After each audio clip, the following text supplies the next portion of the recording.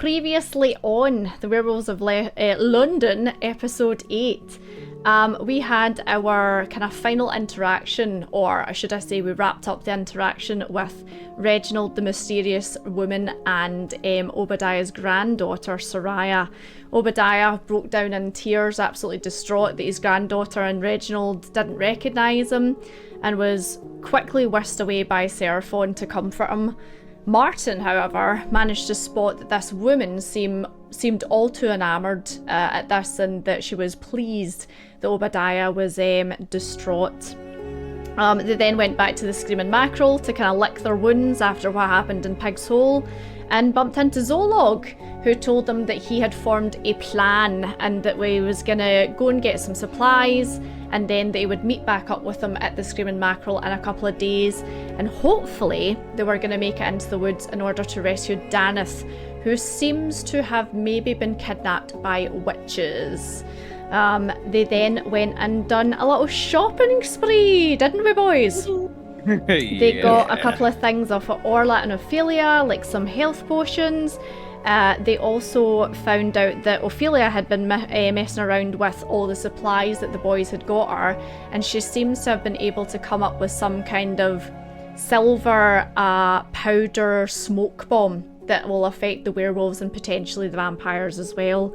They also cleared her out of all her other magical spells, or magical potions I should say, so now they have a whole bunch of things that they don't know whether will work or won't work, but we're excited to see if they do. Obadiah then went and met Van Helsing, and Van Helsing seemed a little bit off, having said that he'd received a letter from somewhere but was unwilling to share the contents with with Obadiah. Martin even went to see Hugh the blacksmith and asked if he could dip a couple of his arrows in silver, which to enhance the effectiveness of them against the werewolves. Also asked if the Goliath could potentially help increase the damage of his bow, and he left it with him for a day or two, as he said he was going to go to an auction to see if there was anything of interest there. And Seraphon received a secret letter from Mr. Grimlord asking him to come along and come alone, as he wanted to have a word with him. They then went off and done individual things. Martin got a new bow after Hugh accidentally broke his, and it is a magic bow, so it does quite a bit of damage. Seraphon went off and met Grimlord, and to his surprise found that Drax the Drow, the leader of the Black Knife Brotherhood, was there and had his book in tow.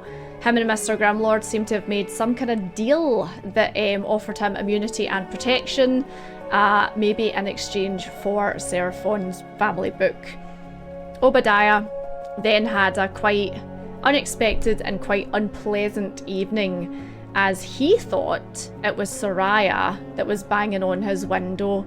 Turns out, however, it was not Soraya, and it was the vampiress herself in disguise, who then taunted and played with Obadiah and has made a deal with Obadiah. He brings her Van Helsing, and she will bring him Soraya. Now, what does that mean for Van Helsing? We don't know, but it's probably nothing too nice. And then our three decided they were going to head off into the woods towards the caves, as Seraphon wanted to track down potentially the whereabouts of Soluna, the great dragon that he has been having dreams of.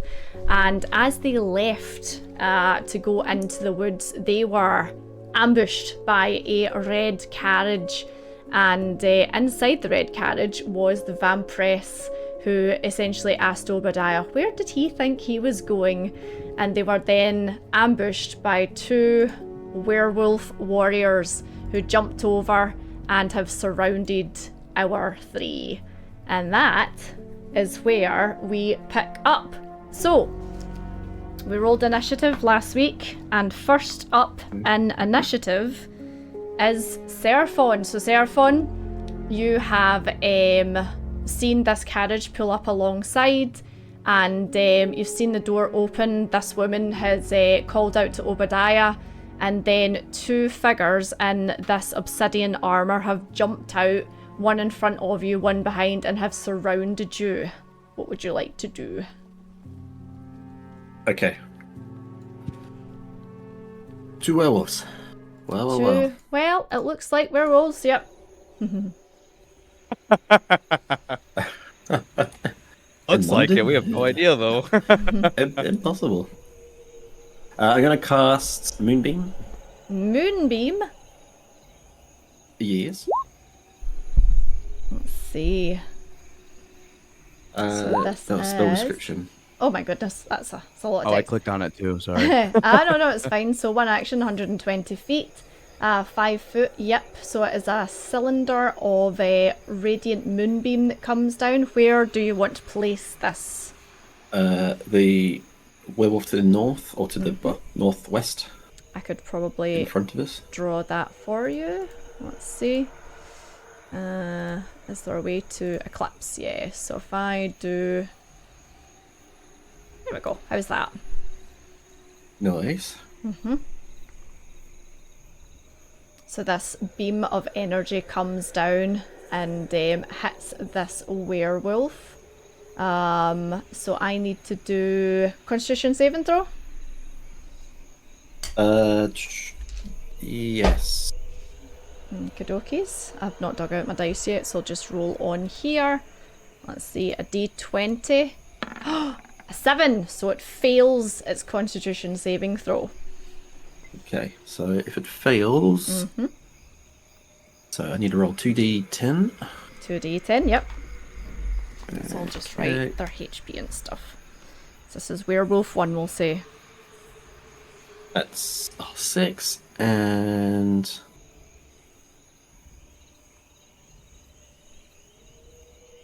if it also fails its saving throw, it instantly reverts to its original form, if it has one. Oh. Okay! And can't assume a different form until it leaves the spell light. That's cool. Whoa. So, this is very, very interesting then. Okay. So, you cast this moonbeam down on this form, which you presume is a werewolf. It's hard to tell because it's in obsidian armour. However, the stature of it and the noises coming from behind the helm make you think that it's a werewolf now, having interacted with them a couple of times. And as this radiant light hits this creature, it crumples into a very, very small form, and it lies on the ground and starts, Mum, where am I, Mum? It's a child! As you look down, and in this creature's hand is a pink bunny that seems to be missing a leg. Wait. That- That was the... That's Tiny Tim's sister. Yes. Visceral? Holy Seraphon? shit. Fuck. What else would you like to do? I'm going to move next to her. I'm going to... That's I'm going to say, it's okay, we can help you. I'm going to also cast my bonus action, spiritual weapon. Okay, And I'll so that's bring going up... to go... No, that'll just be on the rear of the... yeah, there. So, first of all, don't attack the armored people. They are the children. So that's that, and I think Sky. can I? Remember I was talking about the OMG moment? Yeah. Didn't think it was going to happen now, but It's happening now. Oh my god! Yeah, that's wild.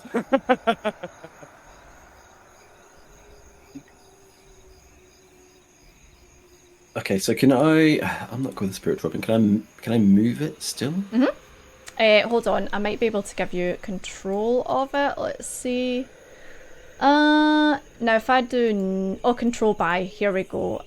Visceral save settings. There you go. You should be able to move it now. Okay. So I'm gonna move it here actually. Ah, there we go. You can move it. Perfect. Okay. That's that. Can I swing it? I don't know if I can or not. in the same Yeah. turn. So on the same move, Okay. you can cast it and use it. Yeah. Okay. Your faces.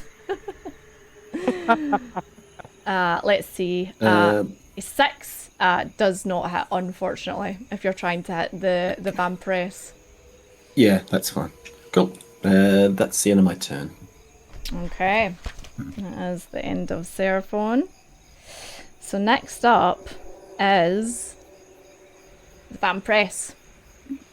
So she steps down off the carriage and sees this beam of light hit the werewolf at the back and crumble and then just start crying, and then sees the spiritual weapon appear behind her and decides to walk slowly towards you two. And she's like, I'm just here to talk. What is all this hostility? Jessica, darling, what are you doing? Stop crying, you'll be alright. Obadiah, I thought we had an agreement.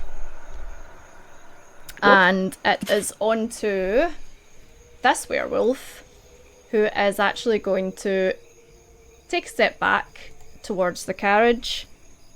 And Obadiah, we're on to you. Oh no!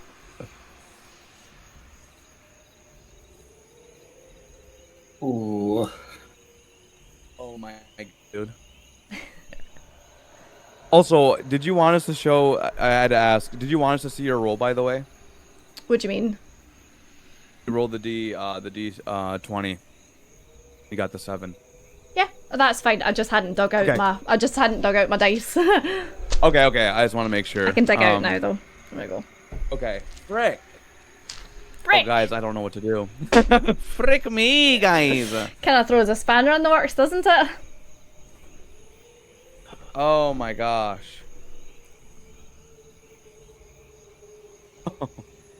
So she has I am approached actually you. so confused right now. She has approached you, hostilitable, and the Yeah. other werewolf who was Back meant to off. go next has backed off towards the carriage. Okay. I will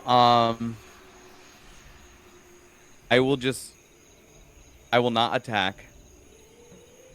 I will say to her, follow us out here. What do you want? Leave us alone. Okay. We'll leave it there for the time being. Martin, we're on to you. Martin is a bit confused, like the werewolf that turned into the child. She's talking about that Obadiah and herself had a deal. So, okay, what Martin do would like, I want to take a few steps back. Mm-hmm. Like going over here. Okay. And then I'm just holding my action, like, to see how she's reacting or how the werewolf is reacting. Okay. Cool. So we are on to, well, I was going to say werewolf number 2, but Jessica now. So Jessica is going to use half her movement to get up and out of the armor that's loose on her now, and she is going to run over to the lady and hide behind her. And we are back to Seraphon. I'm gonna move here. I'm gonna move my moonbeam Yep. to be between me and the lady. Yeah, that should be fine. I can move it. Okay. Thank you. I will... Now, are you wanting to touch her with it, or are you just moving it so no, there's a barrier? Just to keep it as a as a barrier. I'll make it a smidge smaller. Then. And because it's the size of, I think it's 5 foot. There we go. Radius, so it's the size of a square. Okay, so that's fine. Spiritual weapon will move here.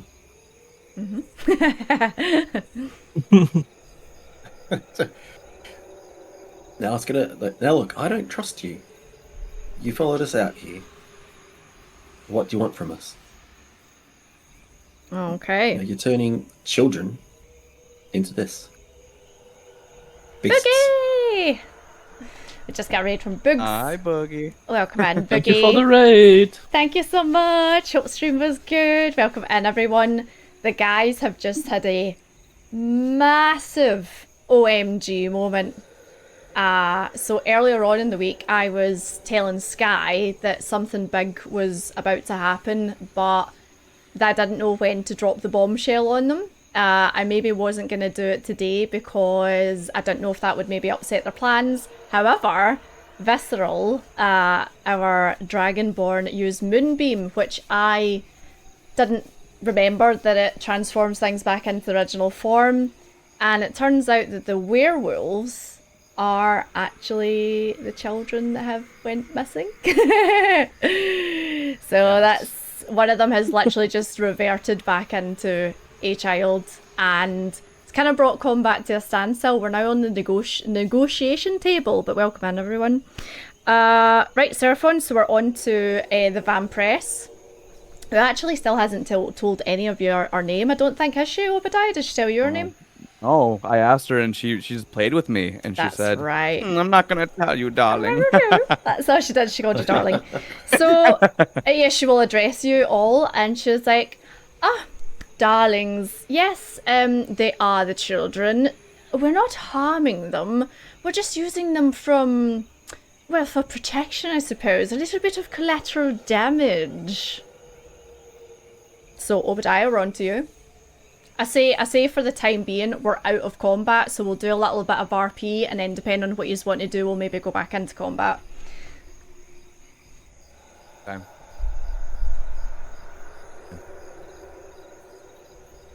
You wouldn't attack a child, would you? Using children as collateral damage is one of the most sick things I've ever heard of. How dare you? That's wrong. I was not expecting that at all. It's worse than I imagined. Why did you come? Why are you following us? Why? What do you want? I thought you and I had an agreement, Obadiah. You're supposed to bring me Van Helsing, and then I see you disappear out of town. Remember, I asked you what your perceptions were, your passive ones? She was following you the entire time you were in the night market, and none of you seen her. She rolled super high for sneaky. Oh, gosh. Listen, we'll bring Van Helsing to you. That hasn't changed. All right. When? Oh, Jessica, darling, don't do that. And she turns around, and Jessica's like rubbing her face on her dress. And she's like, I know you're upset. Those mean men attacked you. Did you see that? And Jessica's like, yeah. Oh my. I'm gonna turn to Seraphon and just give him a look of just shock and horror. Jessica, you don't have to stay here. You can come with us. Your family misses you.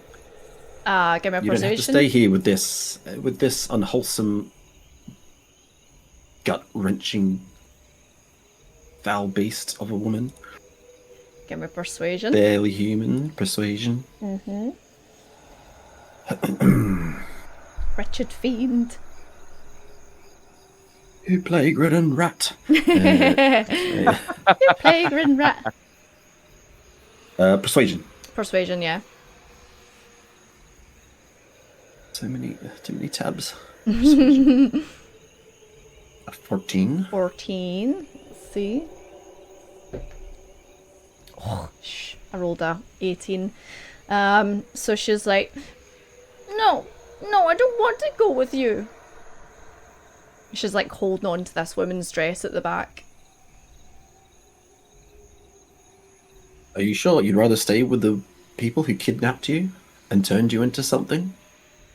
Who's using you as a human shield? Jessica, darling, you know I love you, don't you? And she looks up at her and she's like, yes, mummy.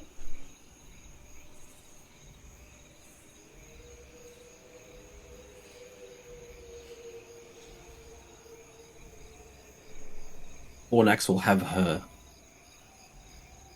compensation. Oh, you believe in that god, do you? Surprising. Goddess. Oh, sorry, goddess then. Excuse me. You seem awfully silent. And she looks over at you, Martin.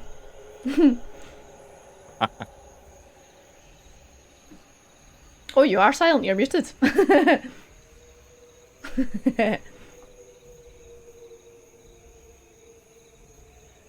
Goddamn Discord. Still silent? Mic check. Toot toot. Hi, Banana. How are you? Nice to see you. Welcome in. Test? Hey, there we go. Yay! Hey! Sorry, I just disconnected and connected my mic again. You're okay. So yeah, she looks over at you and says, you've been awfully silent. So Martin just like bites, clenches his teeth together so he don't say something, because this whole scene makes him unnerving, and he has his bow really tight in his hand, and the sinew is almost like using it to shout at a woman, but he's trying to stay calm. Like So you white, just like look at her and don't say anything. white knuckles. Okay, so Boogie has redeemed roll on the wild magic table. So, who wants to roll me a D100? And I? Yeah, go for it. Roll me a D100. Let's see what you get. Oh, wow. 57. So, wild magic. Let's have a nosy, see what 57 is. We've had quite high numbers recently. 57.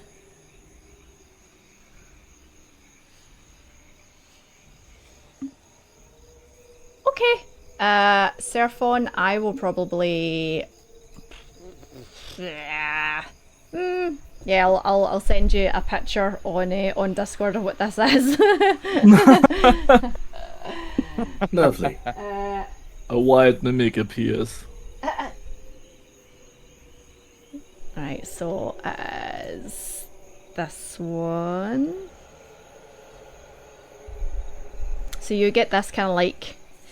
Actually, it's rather fitting for the occasion, I suppose, since you're a little bit hot-tempered at the current moment. You get a kind of like a wee bit of a burny, tingly sensation. And hold on, let's see. Cyril. Nope. There you are. Oh God, where have you went to?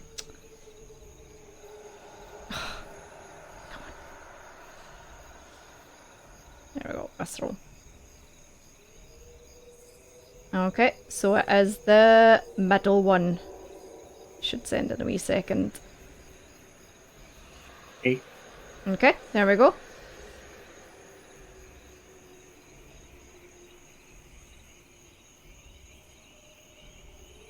Okay. So you feel that.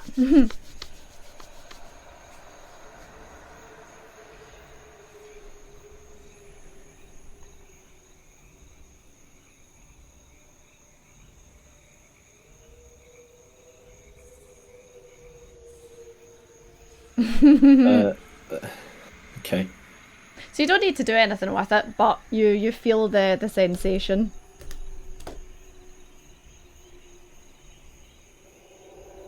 Well, look, as we were saying, sir, as Obadiah said, we're leaving town for a day or two, but we will be returning on the third day at least, maybe on the fourth. It's you've made a deal with Obadiah. I'm sure what that deal will be followed and be delivered. It seems like a good deal. I hold out my hand to shake hands with her. And having seen what you cast and what happened to the child, she's like, a tricksy little one, aren't you? Very clever. I'm afraid not, Dragonborn. But Obadiah, I'm looking forward to seeing you back in town. Perhaps you'll come see me or something. You know where Reginald's staying, don't you? Obadiah is just dripping sweat and fear. And I say, yeah, we'll be seeing each other soon. All right, darlings. Lovely having this little chat. Right, come along, Jessica. You too. And she scoops Jessica up in her arms and then goes over to the other werewolf and grabs its arm and kind of like puts them onto the carriage. And then... When she turns around, like going to the carriage, I want to cast Hunter's Mark on her. Okey-dokies. So, maybe then we can track her later, where she's going. Cool. So a little symbol almost kind of singes into the bottom of her dress, and you just kind of like keep note of it. And then she closes the door over, sticks out a hand, gives you a wave goodbye, and the carriage takes off in the direction of London.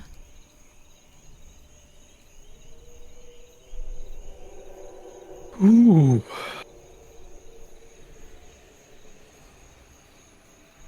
So that's the plan with the children. Werewolves. The hell? The hell?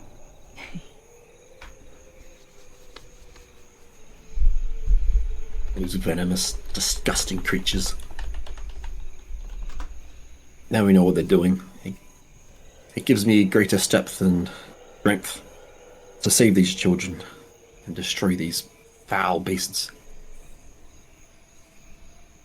Seems like also they're doing something else to the children too, because like she was really she saw her as a mother. Damn. They must be brainwashed under a spell, much like your granddaughter Obadiah. Yeah, she's adopting the orphans. I think she's herself into some kind of sick, twisted figure. That maybe they could be under a spell, but I think it's in her capabilities to actually manipulate the children to her side too, and I'm terrified of either way.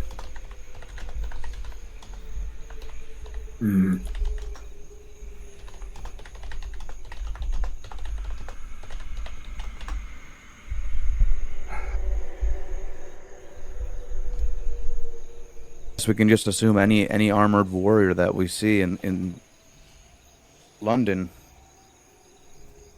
it's a child under that armor. Yes, I think so. I think all the more important to Hunter's Mark will stay active for 1 hour because I cast it on level 1. Gross. Mainly it is like if she's really leaving or if Mm. she's just following us again. So Ah, okay, cool. that's why. So if she's traveling back to London, it would probably take, you know, if it's an hour. Is there like a distance to it, or? I will check. Mm-hmm. But I don't think 90 feet. 90 feet. Okay. Feet. So I'd probably say within the next maybe like 10 minutes, something like that, you feel it fade and fade until it completely vanishes. So it looks as if she is heading back to London.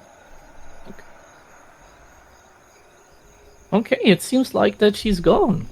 She head back to London. Well, she's certainly keen to get her hands on Van Helsing, isn't she? Yeah. Sorry. Bless you, Martin. Thanks. That macro. That's who visited me, by the way, which I still don't know her name. But that was her. Oh, Sorry if I didn't make that clear, but that's why I was so terrified, you guys. Sorry I didn't spring into action like I usually do. It's just, yeah, I'm just really shaken up right now. but you okay now? Yeah, I feel okay. Feel okay. Next time I see her, I don't know if. I hope I'll be able to get my revenge. If we beat her down, maybe your niece will remember you. Yeah, daughter. Daughter, I'm sorry. Yeah. Yeah, we'll stop him. Thank you, Seraphon. That spell was amazing. I didn't know you could do that. It's not me. It's Fornax. It's divine blessings. That's all. It's certainly handy. I wasn't expecting that to happen. Those poor children. Those poor children. Yeah. Glad we found out this early, though. Could you imagine if we'd harmed any of them? What? We've kind of It would been be patient and waiting. It would be a shock if we just managed to get one down and they return back and suddenly there's this child. That's. At least we know what to do now. Yeah. One reason more You know like what to that we are going to the cave now. Yes, and hopefully we'll find something. An answer to my question. It might be pointless, but we'll see. We'll see. We should give it a try. Yes. I hope it's not a waste of our time. There's much better things we could be doing it otherwise in London. But daylight burns, so let's keep moving. all the more reason to be hasteful in our journeys. Okay, so that was your second roll, I believe, when we had the kind of bad rolls on the road. So you've now completed your half journey on the road. So the second part of the journey is actually through the woods. However, with Martin being a ranger and his favourite terrain being woods, it will only take half the time. So it will take you half a day. So we will have same again, either survival or perception. You can either choose to do one each or give someone advantage, and we'll have 2 rolls.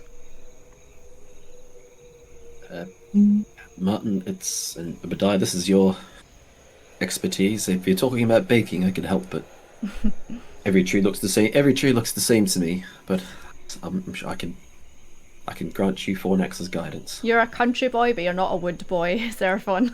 No, Yeah, I'll give a look. We can both take a look, Martin. Yep, so if you want to do that, so either or. Ooh, Obadiah with a So- 20. Nice.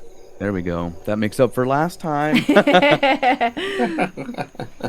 I think every time you've been attacked on the road, actually, Obadiah, it's been your fault. I'm feeling a little guilty personally. Yeah. I'm getting too old for this shit. Getting way too old. I'm too old for this shit. So 11. Cool. So, it's because the proficiency is doubled here. yeah. Yep, It yep, yep. is then It's 13. plus I 6, guess, yeah. is it? Yeah, plus 6. Yeah. Perfect. Is it plus yeah. 3 you've got just now? Yeah. Yeah, Okay. But proficiency is 2. Like, Oh, 2? then it's plus. It's 4, yeah. It's 4. Then it's 13. Okay. 13 So, in total. you keep an eye out as you basically cut off the main road and into the thicket. The trees here are quite dense and close together, and the horses have a little bit of difficulty getting through here because there isn't like a road or a clearing, but you do manage to kind of slowly and steadily make your way through. Despite the kind of little bit of tougher terrain, Martin manages to kind of steer you through, and you don't have any time wastage or anything like that. Obadiah, because you rolled so high, you note that there is an eerie quiet to this wood, as if this wood itself has been long abandoned. There are no signs of nature here, so no animals, no birds fly overhead. It is quite, desolate, I suppose, the way to put it. Okay. And we will have the same again. So survival, perception, whatever you want to do, and this will be your last for this leg of the journey. Okay.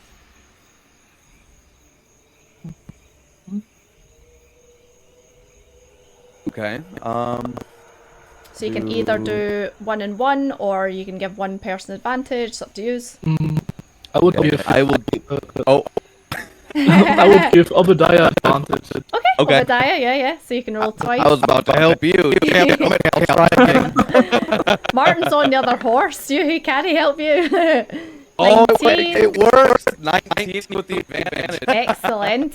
So same again. The second half of your journey goes uneventful. You kind of hear a couple of noises, like the kind of trees rustling and the kind of odd twig that snaps and stuff like that, but nothing sinister, nothing kind of like makes you think that you're being watched or followed or anything like that. And this, by the time you get to what looks like the foot of the mountain, is probably approaching nightfall.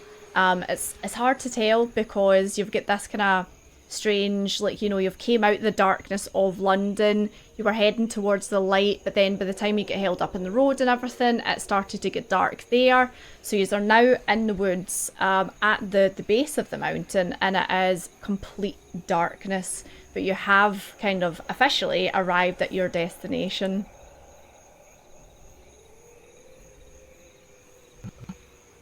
That says the Discord audio quickly, so.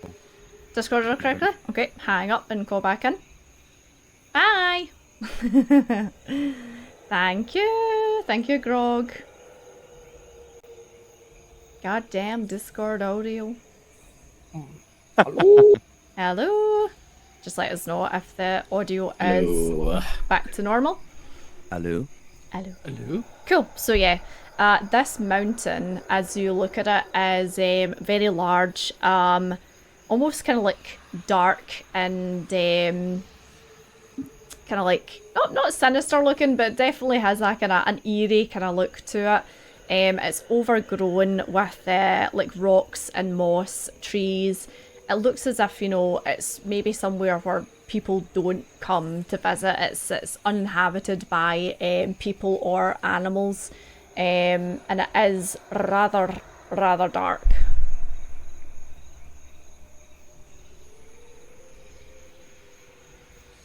Ooh, okay. Does any of this look familiar to you, Seraphon? I mean, from the dreams, I see everything from above the ground, in the sky. Yeah, your perception a little bit obscured. You can give me a perception check. Yeah, sure.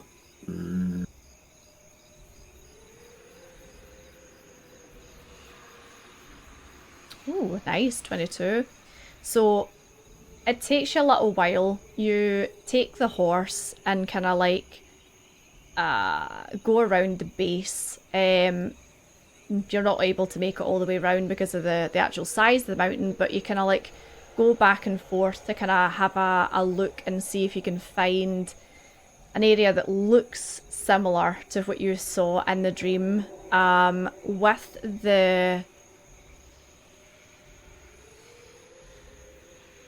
the way that the trees are and where the foliage and everything is. You kind of get the sense that the dream that you had was a long, long time ago, the events. Yeah. So the place does look different now, but you get the feeling that you're in the right area. Okay. Can I see... Oh, in fact, I might need to roll, but can I see any... Can I make out where the cave entrance might be from here? This would be investigation. Mm-hmm. Oh, man. Investigation. With guidance. Yeah. It doesn't matter. I'll put it... Put your 4 guidance anyway. on. Oh, that's the worst. My God. I would Two say zeros.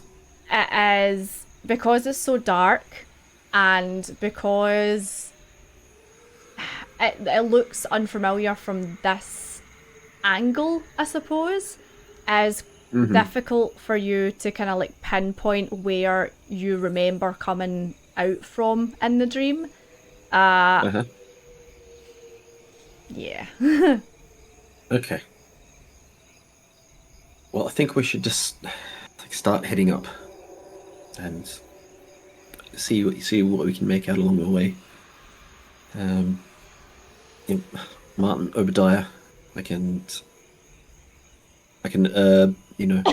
with some guidance from Fornax, I can allow you to see in the dark to a short distance for about an hour.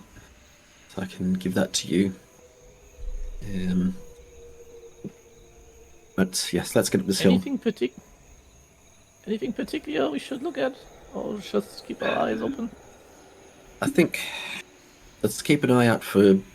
Obviously, I don't think this dragon was being visited much, so I don't think there's going to be a path or a trail. But if we can keep an eye out for, what I imagine there will be, obviously a cave entrance that'll be large, as it's a large dragon, and Right. perhaps where there's less trees, I'd imagine, because the dragon might keep that area clear. But I think the further we go up, the better chance we'll have. And then if we can get a view, I know that I remember from my dream there was a town we could see. So if we can get up high, make a direction, look around, see if we can see lights from a town, that might be a good guide for me, and we can go from there. Okay. So I'm gonna pass on to you Eyes of Night. So Nice. you've got so it's not amazing, but you've got dark vision up to 10 feet. Nice. I think. Oh my gosh, there's mountains around us. I was going to say, Obadiah, I think you're the only one that doesn't have dark vision, right? Halflings don't either, huh? Oh. Yes. We don't But have. There you go. but you can light those and light your lanterns, and let's see how we go. Let's get up this mountain. Okay. Yeah, you have your Just be lanterns. careful of loose terrain, you guys. That's what'll get you out here. So are you attempting to climb up the mountain a little bit? I What's the think if we plan? can take the horses as far as we can up the mountain, I think that'll be a plan. I think. Okay, I would say the first thing you'd have to do then is give me animal handling, because these are not mountain goats, these are horses. So, I have proficiency in animal handling. okay. So, Seraphon, you are steering, I suppose, one of the horses. Obadiah, you're doing the other. So, animal handling for you both. Right, I'm definitely putting guidance on this.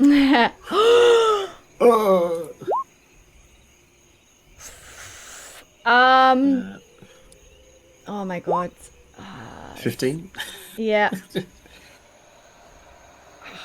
With a nat 1, nothing awful happens to the horse. However, I would say the horse just refuses to go up the mountain. Like, you're trying to coax it and it just like is like banging its hoofs and kind of like backing up, and you're trying to coax it, but it's not for having it.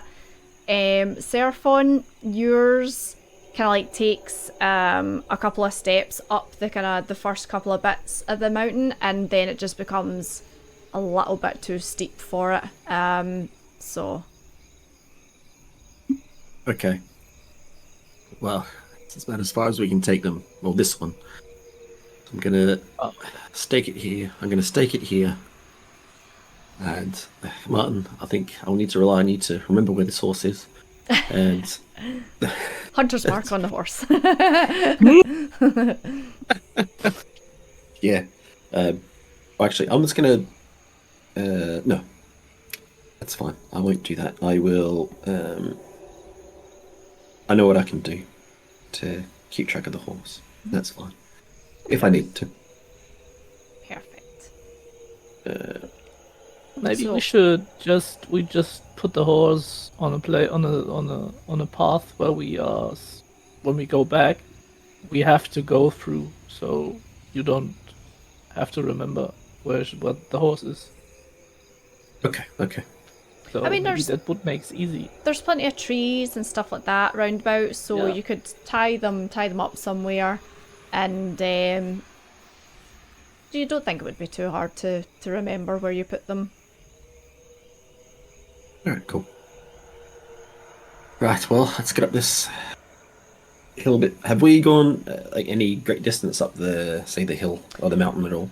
I'd say with those rolls, you're maybe, well, Obadiah, his horse was... I'm way back there Yeah. still.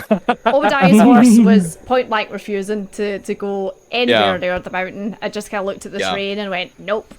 Seraphon, your horse maybe went 15 feet up the side. Okay, so like nowhere then. That's fine. It's basically just like, alright, we'll just, yeah. Unfortunately, these are kind of like working horses, or kind of like, for travel and stuff like that. They're not for mountain trekking, unfortunately. Get yourself a horse. Right. Well, let's get up at this hill a bit and have a look around at the skyline, at the horizon, and see if there's anything I can see that might help us out here. Before we climbing up the mountain, Martin would like to put on the ring of Featherfall, Oh, okay. because I'm not a good climber. So if anything will happen, I'm at least a bit safe. Perfect. Yeah, absolutely. So yeah, you start to kind of like climb up, and it's a little bit of a difficult kind of task, because the rubble is a little bit loose underfoot, but it's not like a sheer, kind of cliff face or anything like that. It is a mountain, so there are rocks you can grab onto, and there's kind of like wee bits that plateau. And you do manage to see a kind of bit up the top. Well, I say up the top, it's kind of like just kind of about maybe a quarter of the way up this thing that looks as if it's maybe got a little bit of a flat surface that you'd be able to have a look round. So let me just have a general strength check from all of you to see if you can pull yourself up onto this wee kind of flat bit. Oh, Oh my god, Obadiah. Goodness. Might need to give him a hand. Yep. I was going to say, I misspoke before when I gave dark vision. maybe I should give Obadiah the ring of Featherfall. You might need to.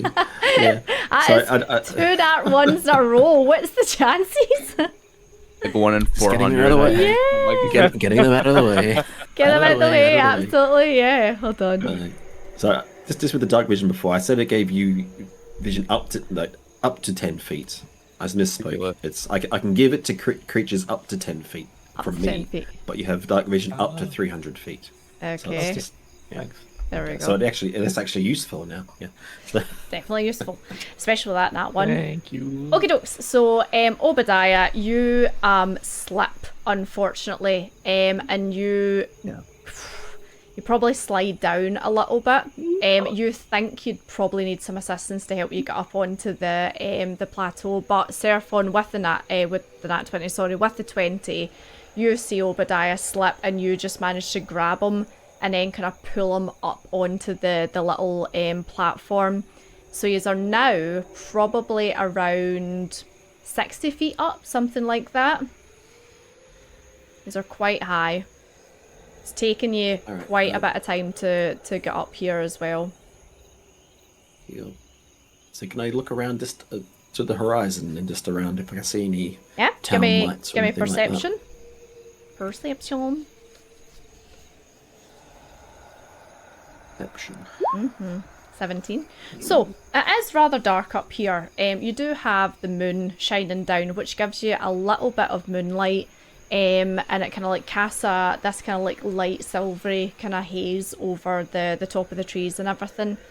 You have a good look around, and way, way, way off in an easterly direction, you manage to see just the very, very kind of like faint glow that looks as if it's maybe a small town. And looking in that direction and having kind of like think, right, okay, so London's behind us, so that's at the south, we're kind of like in a northwest direction. I think that might actually be Pig's Hollow. Okay. I can smell it from here. So you now have a rough idea that the entrance is a little bit behind you and up to the kind of the right hand side. Okay. So I think if dreams can be believed, I think we're up this way and across. So let's try that hunch. We have to go a bit higher? Martin looks not really pleased. Like, A little bit we are higher. really high already. I'm just hunched over, breathing so hard. It's so dark and past my bedtime, and I'm so tired and scared and so shaken up. Thank you guys for helping me out. Okay. This is not. So as you have a look round, it is unfortunately more of a rock climb around this bit that you are heading towards. So how would you like to approach this? So you think you've maybe got another 20 to 30 feet to go up vertically and kind of like in a kind of like a 45-degree angle, essentially. Okay. I have some. You know. I have a tool for this. I have some pitons or pythons. I don't know how you pronounce Ooh, it. some pittons, yeah. Ooh, Yes, pitons. nice. Excellent. As part of my adventuring stuff. So, Nice. I will sacrifice. I have 10 of those. I will sacrifice however many I need. I can try and them in at least. That's something that I could possibly do. Probably say you think you'll probably need maybe about 6 of them or something like that. Okay. Depending on how like far apart you're putting them, but 6 looks as if it's probably going to be enough to get you up to the next kind of like plateau. So are you kind of like shimmying your way along and putting one in and then a bit of rope and kind of doing it that way, yeah? Yeah. Mm-hmm. Okay, so you're going out alone, and then that'll give Martin and Seraphon advantage when they decide to cross, yeah? Yeah, up to you. Yeah, I think that's the way I'm going to do it. So, Okay. I give Obadiah the ring of Featherfall. Featherfall. We're not risking anything here. Here, take this before you go. It's dangerous up there. Don't go alone. So you will be, you'll be strength again then, Obadiah, as you kind of like pull yourself over these rocks and then stabilize yourself and then hammer in these pittons, so it will be strength. Okay. And then I will Just give use you- my inspiration that I've had Oh, okay. past to give me advantage on this. Excellent, go for it. On that. I'll just shout encouragement.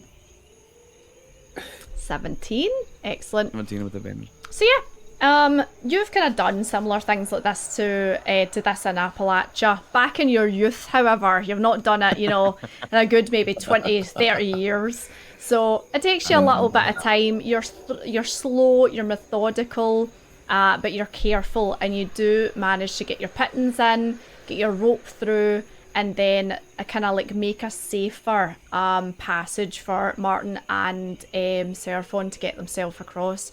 So Martin and Seraphon, yous are coming across. You can either choose to do it dexterally or with your strength, and it'll be at advantage this time. Dexterous would be, if it's possible. Yeah, you can do it dexterally, so just slow and steady for you. Definitely strength. Okay, so both with advantage. Yeah, and guidance.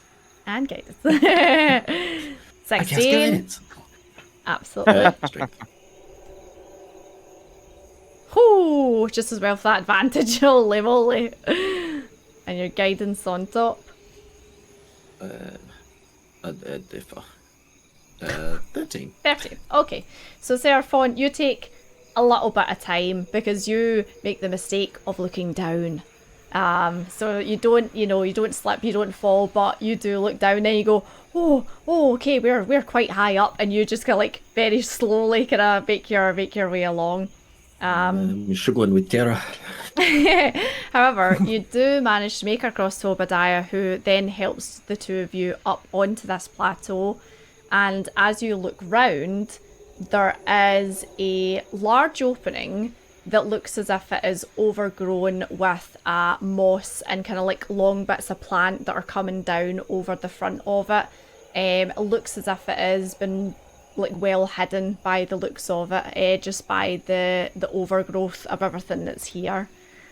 And so you come to the entrance, and like I say, it's this kind of like mangrove almost kind of like type plants that have overgrown the front of it. But this entrance is huge, and you look at it, Seraphon, you're like, yeah, a dragon would probably be squeezing itself out of here. This looks This like a looks dragon's hold. promising. Oh wow, this is big. Really big. It is. So looking around, it's overgrown, so it's not in regular use. Can we make out anything else? Like perception. Obviously, a dragon hasn't been using it. Yeah, but has anything else perception been or using it? investigation, something. Probably investigation for this, actually, sorry. All right, hang on. Let me do investigation. Yeah. Investigation. 13. 13. So you have a kind of like a nosy round, and if anything's used this place, it was a long, long time ago. You do see some kind of like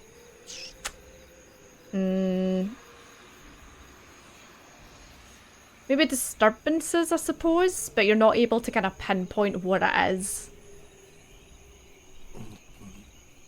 Huh. Okay. What do you make of that, Martin? Point him and say, yes. I'm not guess. familiar.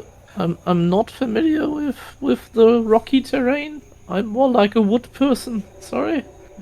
So Ah. this is not my cup of tea. Not my jam. Not my jam. Not my mackerel. Obadiah, is this a Sasquatch? Oh, so you're trying to determine what the markings are? Obadiah, you could give me history or investigation, whatever you think would be. What was the first one you said? History or investigation. Three? Oh boy. Okay. It's up to you. I'm not that scientifically inclined, but I will do history. I'm gonna look back to what I okay. learned back in monster hunting high school. Oh my god, what's with your rolls today? You just look at it and you're like, gosh darn it, I can't even see what you're talking about, Seraphon. Okay, this is listen. a nice listen. little circle. This is what we'll do. Okay, Seraphon, I know you've used a lot of your resources today. Okay, and I've sucked the last day, but I can protect you. Okay, if you want, I could go forward, and if there's something there, I can be your shield. Okay. Okay, well, how about you go... Why don't you keep 20 feet in front of us? And we'll follow up the rear. Good idea. Yeah, I'm always the least help. I can I do can always cast is take something. damage on your behalf at this point. You help get me up the mountain. Okay. As Fornax intended. Okay, that's... Okay, 20 feet. Well, we come in the name of Fornax. So, as you enter this cave, Obadiah, a couple of things that you do note once you get in here is, despite the entrance being very large and vast, as you go in and kind of like peer forward in through this place, it looks as if there's been a couple of maybe cave-ins. There are some boulders and some loose rocks that look as if they've kind of like made the pathway a lot tighter. Yous will have no problem getting through here, but you look at it and you're like, nah, a big dragon couldn't get out this way. Yeah. Okay. We'll turn back and just wave them inside and they can follow. Yeah. Chill. Keep going. Ooh. Okay.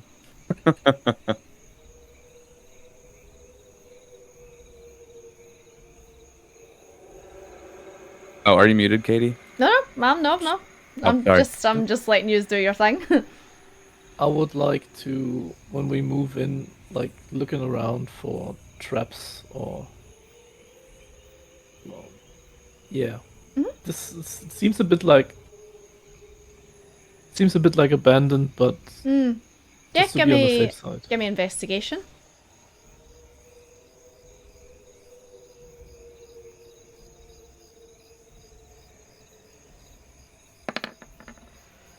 Ooh, nice, not 20. Oh.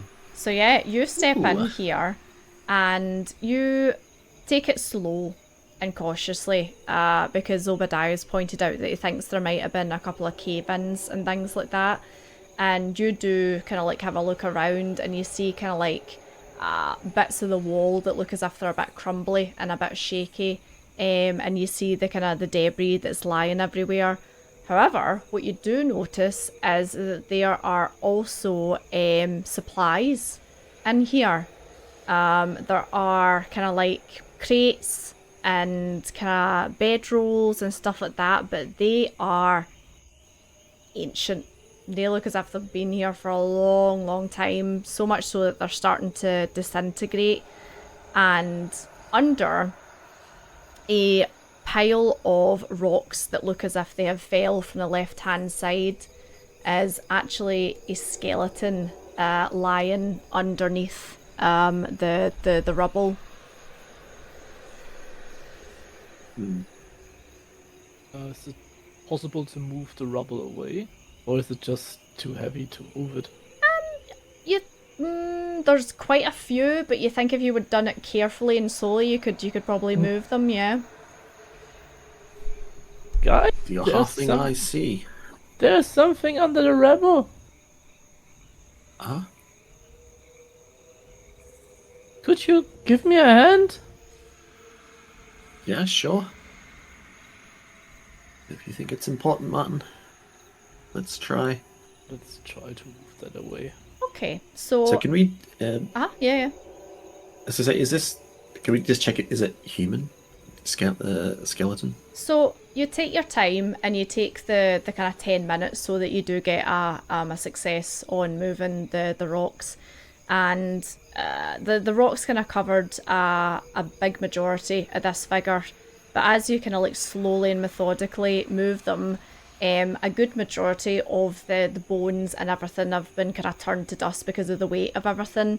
However, you do note that as you move the rubble out of the way, that it does look as if it's a humanoid skeleton. So whether that be human or elf or, you know, something like that, it's hard to tell because it is just bone left. The other thing you do note is it seems to be wearing more feminine clothing, even though they're old and tattered. It looks like a dress maybe, with a kind of a big jacket over the top. And is it really that big? Or is it just no, it's just it was just so you didn't miss it. Okay. So yes. There you go. That's okay.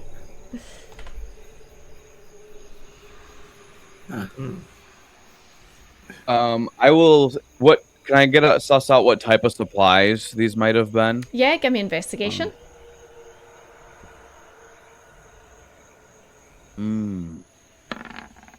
15. You actually have seen some of these tools before. Not, you know, liking Reginald, but trying to pretend to like him for your daughter's sake.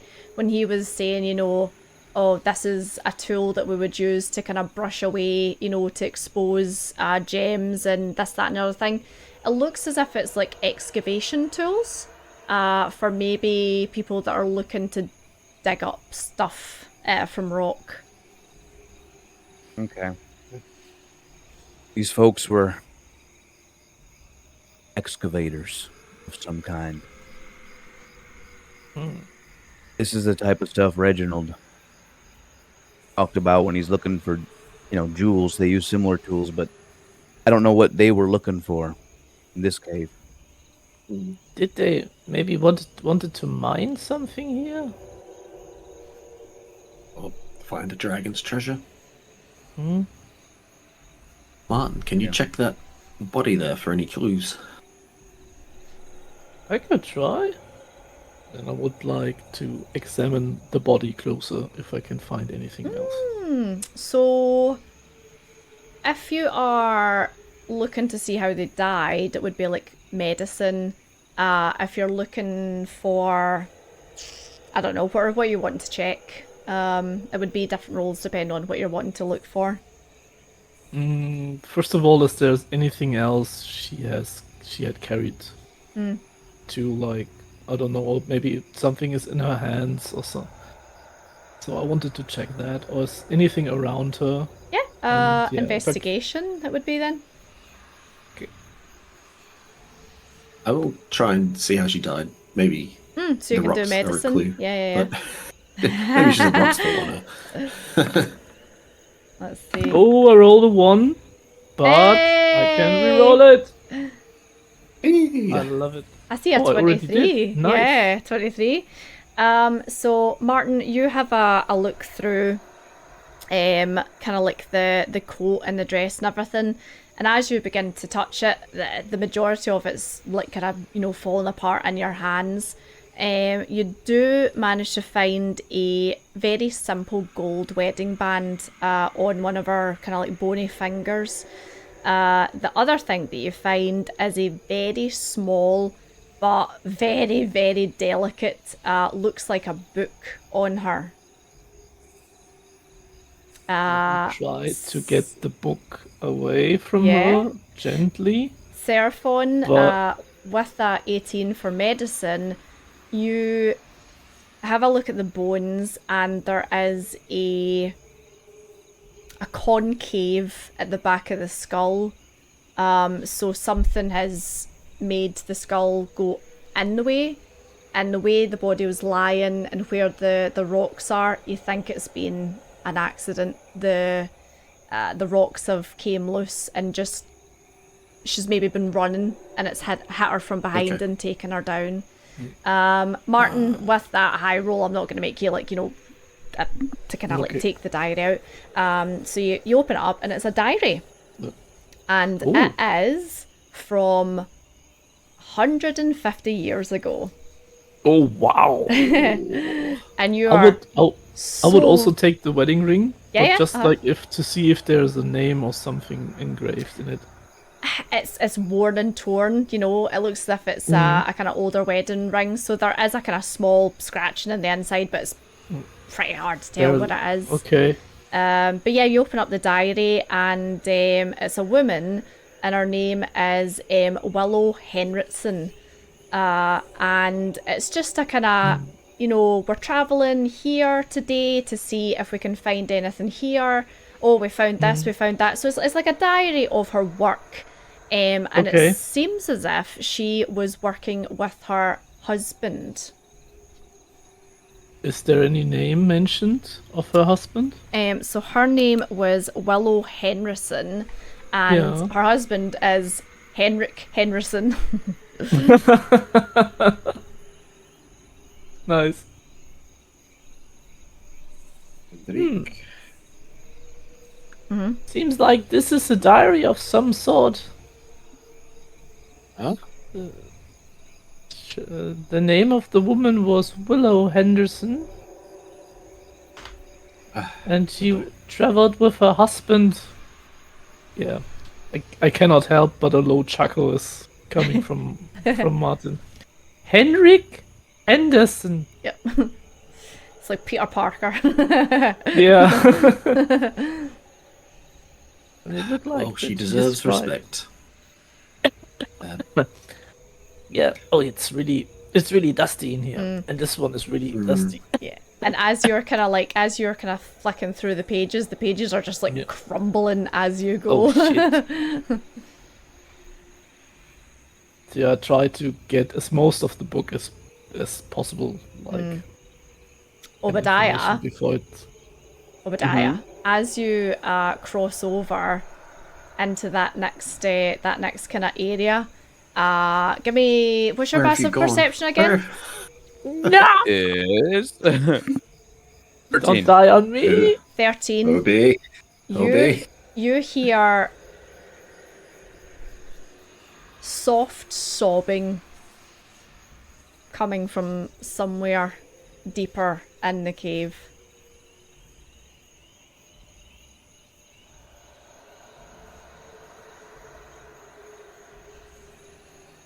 You guys hear that? Got to approach and say, Hear what? Wait for me! Don't leave me here. And Seraphon, as you approach, you know, Obadiah kind of like says, you know, shh, listen. And Martin, Seraphon, you hear the exact same thing. It is a low and soft sob coming from somewhere else in the cave. What is crying? But from where? From where? Trying to get Well- a direction. There's an old campsite to our left. There's nothing there but, you know, Shall we rotten check? wood and burnt out. I'll What go- about to, The other way. we could go further in. Have to. Okay. If we move this way, does it get discernibly louder? So, being in a cave, it's hard to tell. You could use perception, I suppose. Try. 22. It seems more echoey in the direction you're facing. Okay.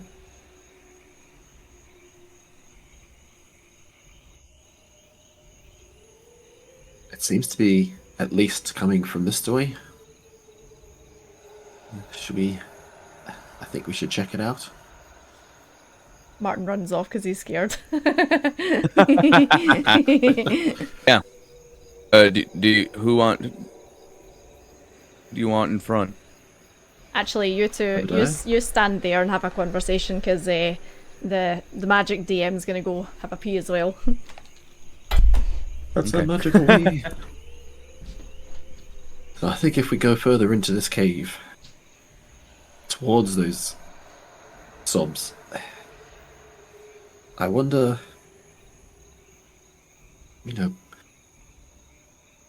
is it for us? Is it a trap? Or a trap for anyone that might come to this cave? My trip it to could be London a and ghost. there's been nothing but confusion. Yeah, well, a ghost. Who knows? I This really place don't feels know. very haunted. It's yes. There's the unfortunate Willow. Let's gonna quickly pop back to Willow here and just lay her bones out straight. Quickly. Give her some respect. A short prayer for Willow. May Fornex grace you with her presence. Feel the warmth in the afterlife. And carry on. And come back and this look is into the abyss, into the depths. To this sobbing, just trying to decide. Amen. You know, Okay, what's the plan? well, we're here in this cave. I think the deeper we go, I think that's going to be our course of action. That's the reason we've come here. Yep. So we're gonna move further down. And Obi, if you want to take the front. Yep. Right. Back to Formation Alpha. So, you're traveling deeper in then, yeah? Yep. Going deep. Deeper underground. So, as you're traveling, a couple of things you do note.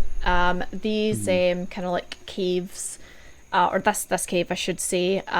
It's as you kind of have a look around and you look kind of like upwards, you note how like tall the roof of this thing is, and you see a lot of the kind of like stalactites and stalagmites and stuff like that.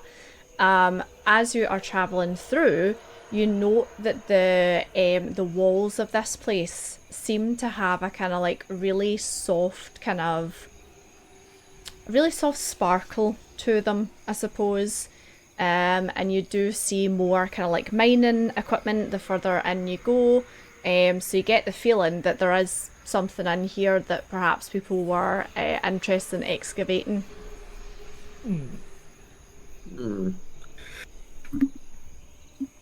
We'll relay that.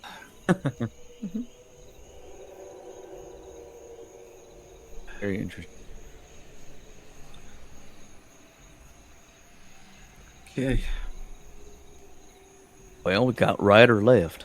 Should we go Should we- left first? And then right? Sure. Oh, Okay. okay. I'll keep charging forward. You just keep charging forward. Yep. We'll keep moving.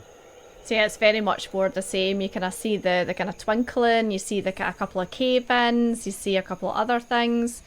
And then Oh no. you turn a corner, Obadiah, and something just tells you something's not right about the area that you've just stepped into. The whole feeling around you just suddenly gets very, very cold, and you can actually like see your breath out in front of you, and you get those kind of like horrible goosebumps and all your hair stands on end, and you can like stop mid track and slowly turn to your left as you see a ghostly figure, about Well, 5 feet off the ground, softly swaying, almost as if there's like a wind from somewhere that's catching in this figure's clothes.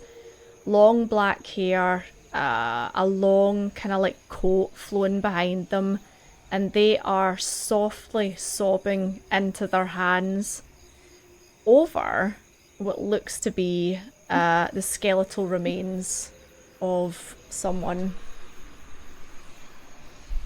And you hear the kind of like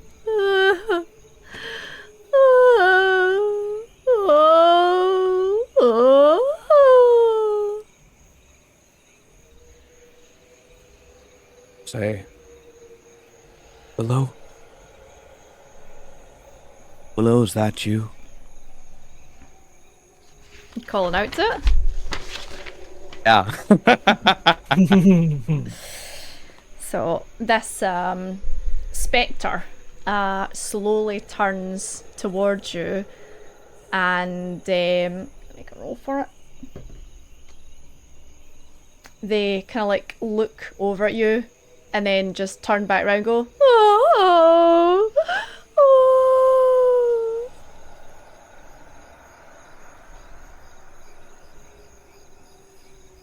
Oh.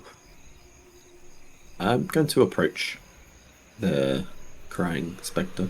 And as you get closer, you see the same. So it doesn't appear to have feet. It is floating about 5 feet above the ground. And as you're getting closer and closer to this thing, you feel icy cold, as if there's a kind of like a kind of like you know how when you open up a freezer and you get that blast of cold air. It's kind of like that the closer you get to this thing. And you see the same. It is wailing over some skeletal remains beneath it.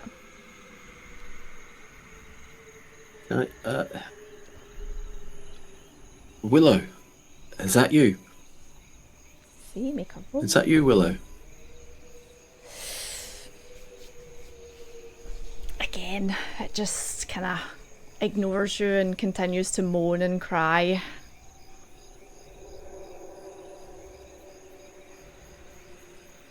Is that Henrik? Make another roll. So as you say the name Henrik, the spirit takes its face out of its hands and looks towards you, and it is a gaunt, ghostly figure. The eye sockets are sunken. The skin seems to have like sagged. It's semi-transparent, and the hair kind of like flows, almost like it's like kind of floating in water. And it looks over at you and says, "Henrik, yes, Henrik, oh, Henrik." Oh, Willow, I'm sorry that you've lost Henrik. In this time of sorrow, may Formax embrace you both with this solace.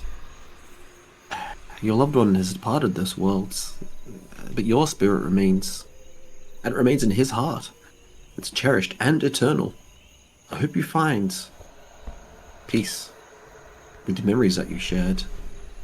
And your strength and your love is clinging onto him. You are not alone here. We're with you to bring you comfort and offer you our support and our compassion. Can we help you? So she slowly brings herself up and kind of straightens herself out and kind of floats over a little bit towards you, but not too far from Henrik, and says, "Yes, help pass on. Riddle, help, please." Of course, we will help. Can you show us this riddle? Tell riddle. First Yes. one. Not his keeper, nor he mine. Loved and hated at the same time. Who am I?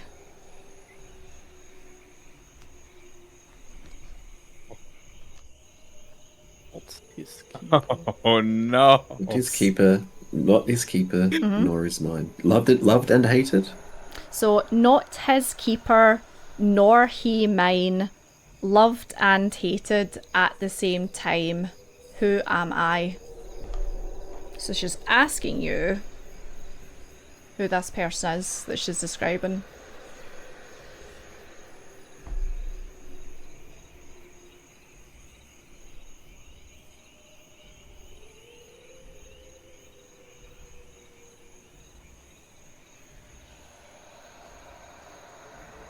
Time. Is it time?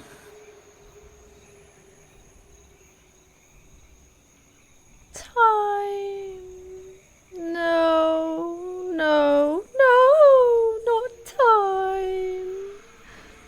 Not time. Could you? What? Sorry. Could you please repeat that? I'm a bit small. I didn't catch it from back in this dark cave.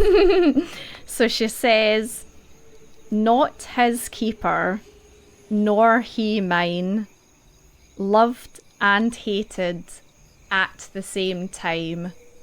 Who am I? Did you maybe refer to a brother, or maybe to a sibling?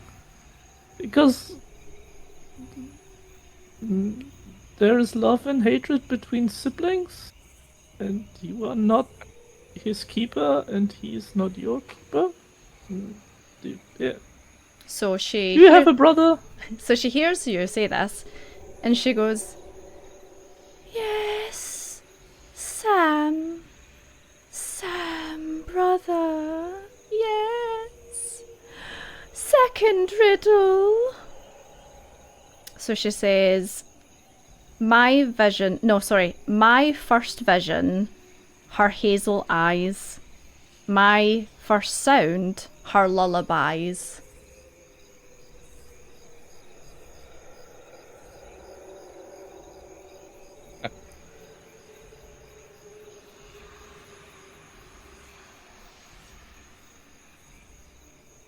I'll have to repeat that. So, my first vision, her hazel eyes. My first sound, her lullabies.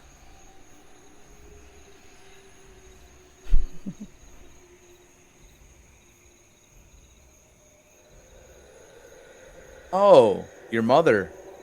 Mother! Yes, oh, mother! Last riddle. So the last riddle, she says, is her lives she lost 3 by 3, and through the darkness this hunter did see.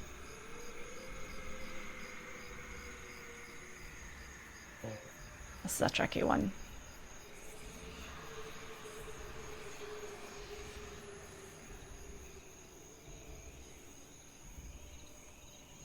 Her life she lost 3 by 3, and through the darkness, her hunter.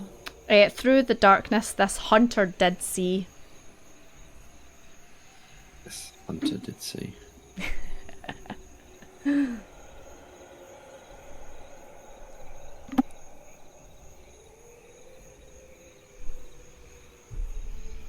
Three by 3.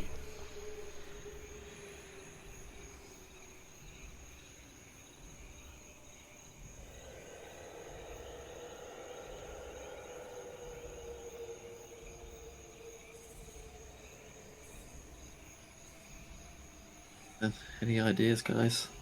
Well, she said. I've never been good at. I've never been good at.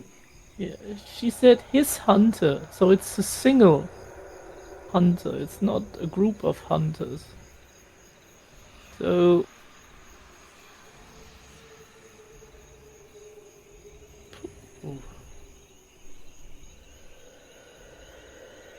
Do you want it again? yes, please.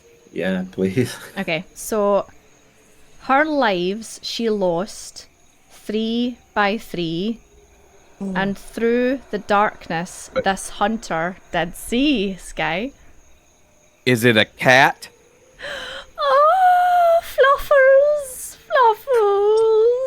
cat. Yes! Very Wow. good, guy. Very good. Kitty! And with that, Well done. her spectre fades away and disappears into nothing. And the cold feeling that surrounded this area disappears with it. Wow. But this Oh, must be the bones of Hendrik then? I think I so. say in Yes. Well, So they you- are, yes. Approach the bones, and they are wearing trousers and a large jacket with a waistcoat, and there seems to be a wedding band on the left hand as well. I'm gonna put Oh, the other man. wedding band on his hand. So at least at least they are united in some way. Even if they are apart from 2 rooms. It's a very kind gesture. So as you bend Does down, he- Martin, to touch the corpse, give me a wisdom saving throw, please. Ah! As a spectral hand reaches out and tries to grab you as you place the ring on this hand. Oh, you manage to.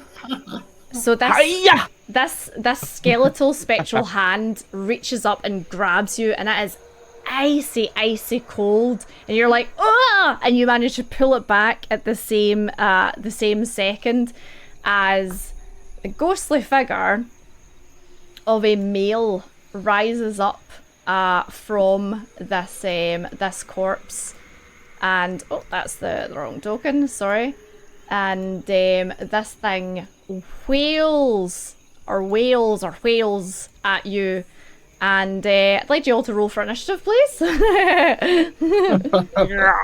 I just wanted Come to on, give the ring back. Damn you. Henrik, chill! Oh, no. Henrik does not seem amused that you have touched him. Oh, yeah, he's grumpy. Henrik's grumpy. Where's my battle music? Low initiative. That's good. Actually, hold Order's on. been restored. Let's try the battle music from. Let's try this one. So this is battle music from the actual website, Roll20. So let's see if it works. Can you guys hear that? Oh yeah. Just started. Yeah, nice. Excellent. Oh, So that's we'll nice. see how loud or quiet it is. That looks okay actually. I'll keep a note. No touchy Henrik. Right, let's see Henrik's initiative. He rolled a 16, so that's not too bad. Let me see. Oh, Serphon, what? Initiative. That's, So oh, Martin, you rolled a 16 as well. So let's see Dex. I think you'll probably be higher. Yeah, you're higher, so you'll be first. So Martin, and then Henrik, and then we have Obi, and then we have Seraphon. Okay, so Martin, this spectre has risen up from this skeletal remain and tried to grab you. You managed to dodge away. You're up first. What would you like to do? I want to use my bonus action to get semi-incorporeal. Ooh, very nice. I Yep. get resistance against bludgeoning and stuff. And I would just turn up my hands like this and say, I didn't want to steal something from you. And I show him the wedding ring. I just want to put the ring from your wife back on your hand. Ah, so you're trying to convince him. Okay. Yeah. Give me persuasion.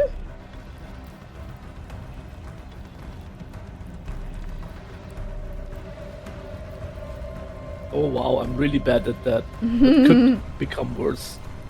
Let's see. 14. Let me have a nosy. Okay, well, Henrik is next. Are you wanting to do anything else? No. No?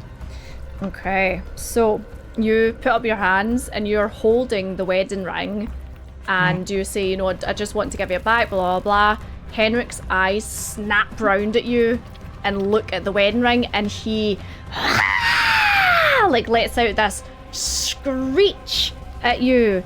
Could you make a Constitution saving throw for me, please? Yes, ma'am.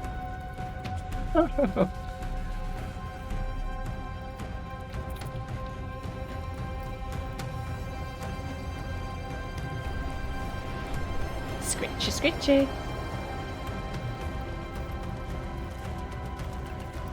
This is so intense with this music. It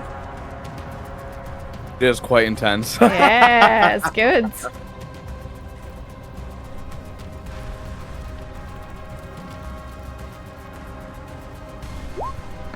Oh.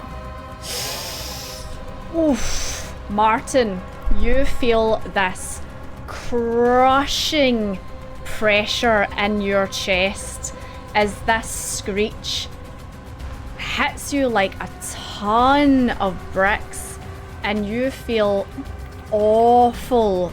Would you please half your hit points for me, please? Yeah, I'm grabbing my breast and going to one knee, and I'm not looking very well. Yeah. Okay. We are on to Obi. Okay. Yeah. I look at what it did, and I get angry. And I get angry because of the vampirist lady that messed with us past 24 hours. And I'm angry because of the damn mountain. Yep. So I will take out the Shardlin Greatsword and like lean into just it's magic. Yeah. I'm gonna try and hit it. Go for it. Martin. And I'll use fainting attack. Nice. I'll get advantage. A grey stripe appears at the front of your hair, Martin, from the root all the way down. Go for it. Let's 26 see. to 26 definitely hits. Yep. Give me your damage. So I get Battle Master die. Mm-hmm. So it's 2. 2, yep. Plus Plus 11 slashing. 11 slashing, okay. Then 1 cold. One I don't know if cold. ghosties take it, but yeah, 1 cold. So you see the ice like pass through this thing. However, the slash does connect, and you seem to kind of like move this thing slightly, but then it and reforms and continues to float and look menacing at you. You want to do anything else? Well, I'll say, I guess you want more then, and I'll action surge. Nice. Yep. And then I will just do another great sword, just a normal attack. No Battle Master dice here. Oof, that definitely hits. Aye, absolutely. 10. 10 slashing and 4 cold. Okay, so the slash again hits it. The cold just like clings to the edge of the jacket and then falls away from it. Cool. Are you wanting to move or anything? I will stay right in front of it and be its aggressor. Excellent. Yeah, Seraphon, we're on to yourself, sir. Okay, so seeing the Screech and Martin just, like age like 80 years and like do this, be crippled. The first thing I'll do is just check the bits. Okay, first, a bonus action. Spiritual weapon. Just yonder there. Kadokies. Oh wait, I'll need to drag and drop it, and then you can move it. Where do you want it? Here? Just, yeah, there. Oh, here. Perfect. Yep. And I'll give you control of it. Controlled by Astral. There you go. I can move it. Cool. Okay, You can move it. I can do it. I can move it. Okay. The spiritual weapon will swing. Yep, go for it. It's going to give it a paddling. Hopefully.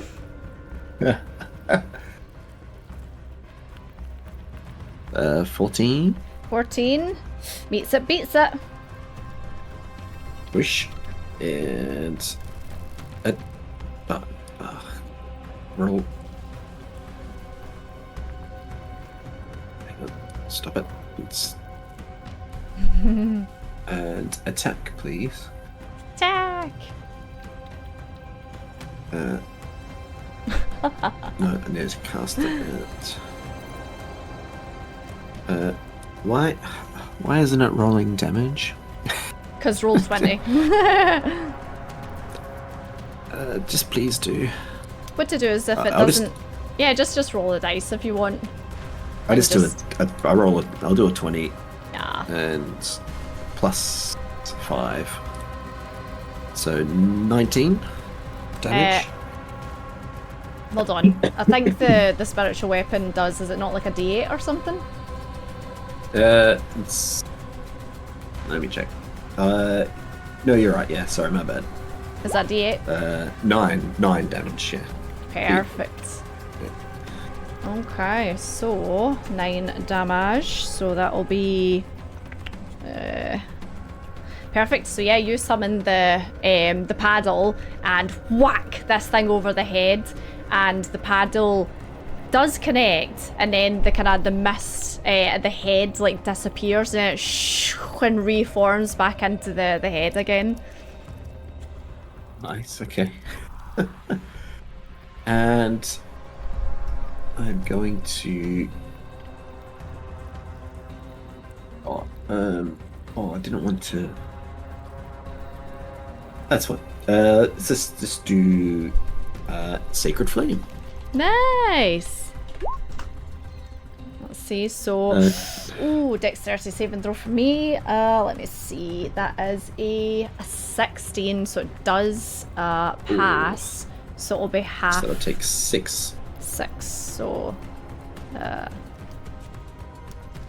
okay, cool. So yeah, you throw this radiant flame at it, and at first it looks as if it's gonna pass through, but then it seems to get trapped in this kind of like semi-corporal rib cage, and it goes and explodes outwards, and a couple of the kind of like bones start to look as if they're protruding. Looks pretty annoyed. You wanting to do anything else? No, that's all I can do. Okie-dokies. So back to the top of the round. Martin, you have a white streak in your hair now, and you don't feel too good, but you're still up and about.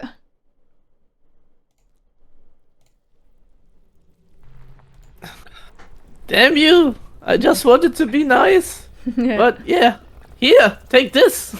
I'm gonna shoot at him with the moon bow. Go for it.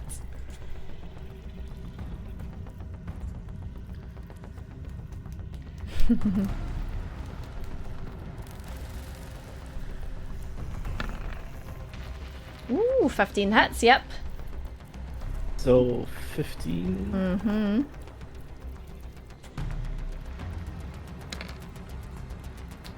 So Excellent. it's 10 damage and 1 radiant damage. Nice.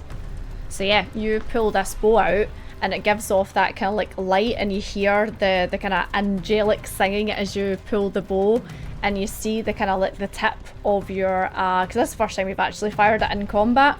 The tip of your arrow starts to glow, and you let this thing loose, and it goes straight into this thing's chest, and it sticks in there.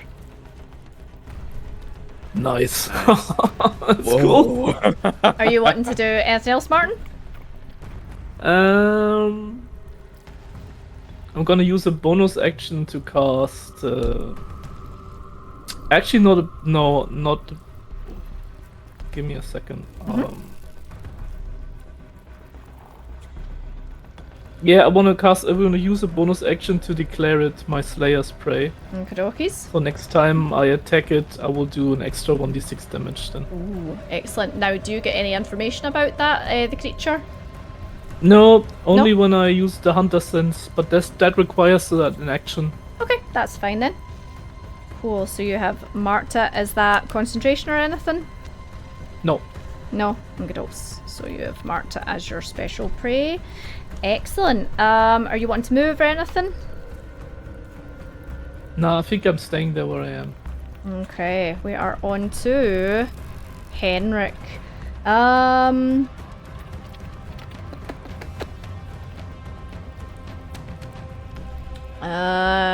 Obadiah is probably going to swing round and look at you, since you smacked it with the sword.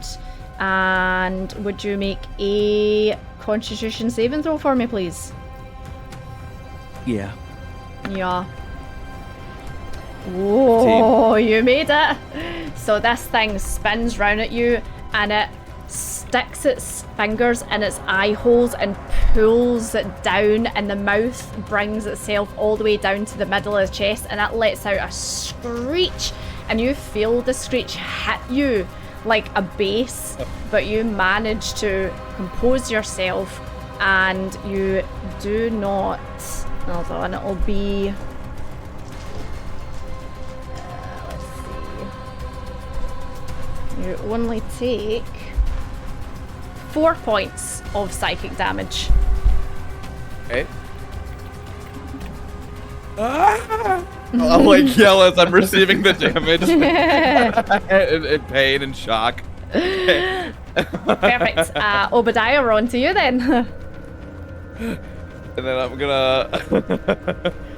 gonna give it a guttural scream back and go Yeah. and swing with my sword. Let's see. 25 Yeah, that definitely hits. Yep. Nice. and Ooh. slashing. Ooh, cold. It does Okay. nothing. So the cold again kind of like flakes off it a little bit, but the slash goes through it, and you see it's a strange thing to look at, because you kind of, as you slash through it, you see, like, you know, the guts, the lungs, that everything can like float for a second, and then it kind of and brings itself back together again, and this kind of like smoky appearance. It's starting to look tattered. You want to do anything else? That will be that'll be the end of my turn. End of your turn. Seraphon, we're on to yourself. Okay, just come on. Like, I'm Seraphon Halfhaven. The name of Fornax I come. I'm the Twilight's Wrath. You know, I'm more paddling from my baker's paddle. Yep, go for it. my baking peel from my spiritual weapon. 7 That one does not hit. unfortunately doesn't hit. So as it starts to bring itself back together, the paddle just goes through the middle of it and just goes a little bit wide. And more Sacred Flame. More Sacred Flame. So I need to make DC 13. That rolled a 7, so it fails. So it takes all 9 radiant damage. Whoa. This thing's starting to look very... It's kind of like... The bits of it are starting to kind of float apart.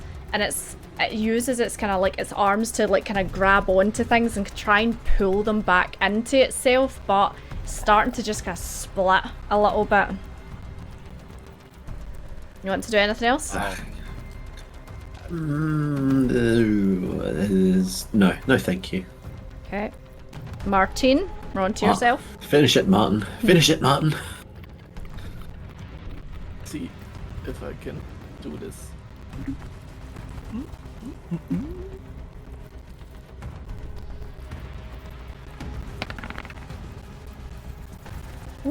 Definitely That's hits. a Yep, 9. 19. So first the extra 1d6. Mm-hmm.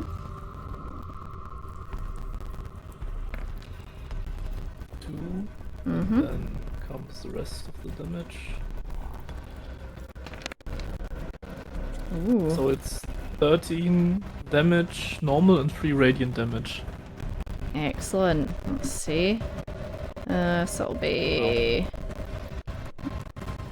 Martin, how do you want to do this?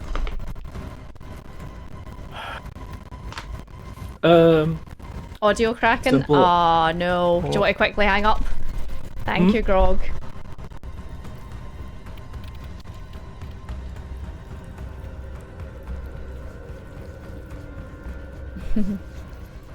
So I just wanna shoot him in the head. Shoot him in the head. Yeah. Cool. And say, I hope you're going to find some peace now. So you pull your bow back, pull your bow back, let the arrow fly, and it goes foom, sticks in this thing's head, and then the radiant energy bursts outward, splitting this thing's head open, and you see the hands go to grab where the head was, and then it just eventually slowly evaporates and fades into nothing but dust. Wow. Well done, everyone. Martin, are you okay? I'm not feeling so well, guys. I don't know. Martin has a couple of new wrinkles on his face. I'm feeling old now. Can I look over Martin? Give me medicine, yeah. Give a character a point of inspiration. Boogie, who would you like to give the inspiration to? Why is this not working? No. Martin, please. I think he deserves thank it. you, Boogie. Yeah. I think he definitely deserves it. Thank you, Boogie. So yeah, Seraphon, you go over and you have a look over Martin, and he's got this massive white streak from the root all the way down to the tip, and you have a look over his face and he's got a couple of few new wrinkles. It looks as if this was some kind of petrification.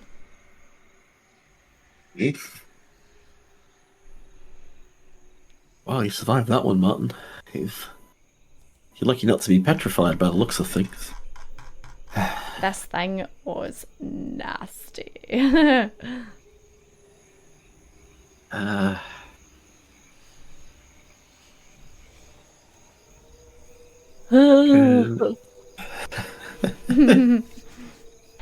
Okay, so you have, by the looks of it, put this restless spirit to rest, I suppose. The kind of figure disappears into nothing but dust. The remains still lay there, and the kind of cold feeling that was surrounding you has now evaporated. Obadiah, would you please give me a Constitution saving throw for me, please?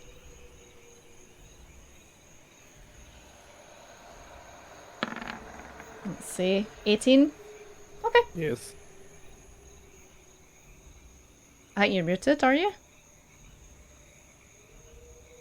I was muted the whole time. There we go. Yep. So yeah, you feel Nothing happened? You feel Okay. fine. Yep, you feel fine.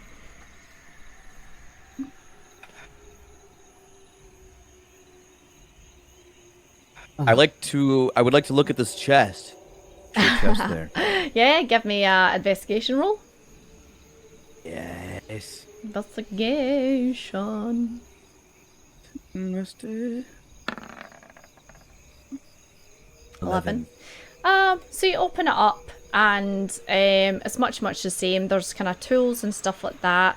However, you do find kind of like chunks of rock that look as if they were in the middle of being maybe kind of like, you know, when they get really small tools and kind of like tap through it to kind of take stuff out of it. looks as if it's in that kind of state, and there's more of that kind of like shiny, like kind of rock and stuck in the middle of this. I want to take a hammer. Mm-hmm. I want to try and crack it open. Yeah. Athletics, I suppose. Strength, yeah, if you're using a hammer. 15. So yeah, you take one of the small kind of like pins and put it in the center of this, and then whack a hammer down on top of it on a kind of like a hard surface, and the thing like cracks open, and this is a lovely reflective kind of smooth on the inside rock that has all these kind of like really small kind of sparkly bits run through it, almost kind of like marble looking. You might know what this is. Intelligence, probably. Intelligence or history or something like that. Yep. Oh, Ooh. it's moonstone. Nice. Oh. Very, very pretty.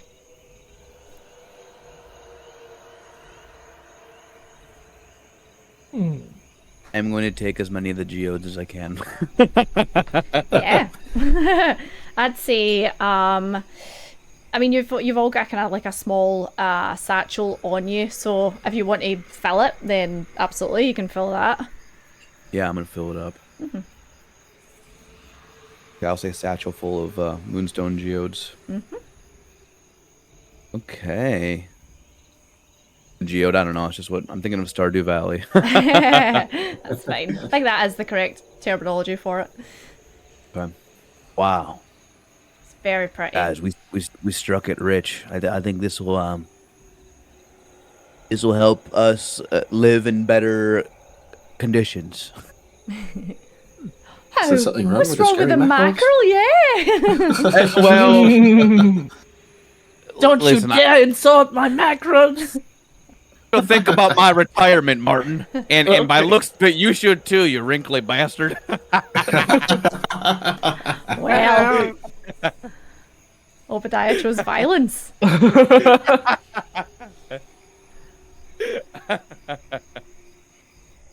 right.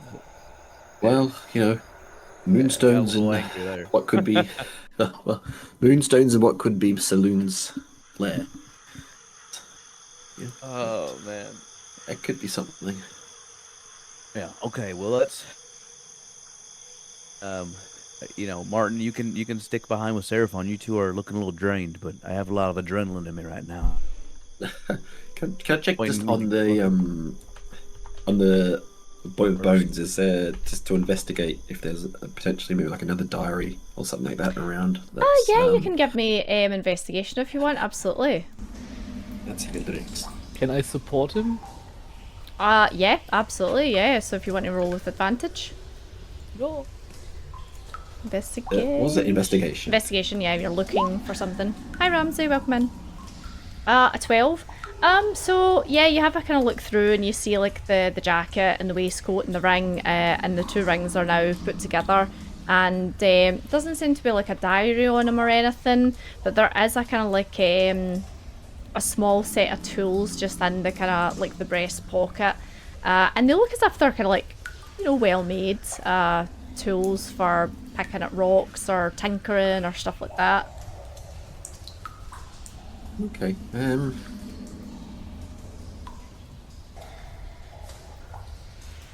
We'll take them. These tinker's tools. Yeah, looks like it's Alright, then. tinker's tools. Yeah.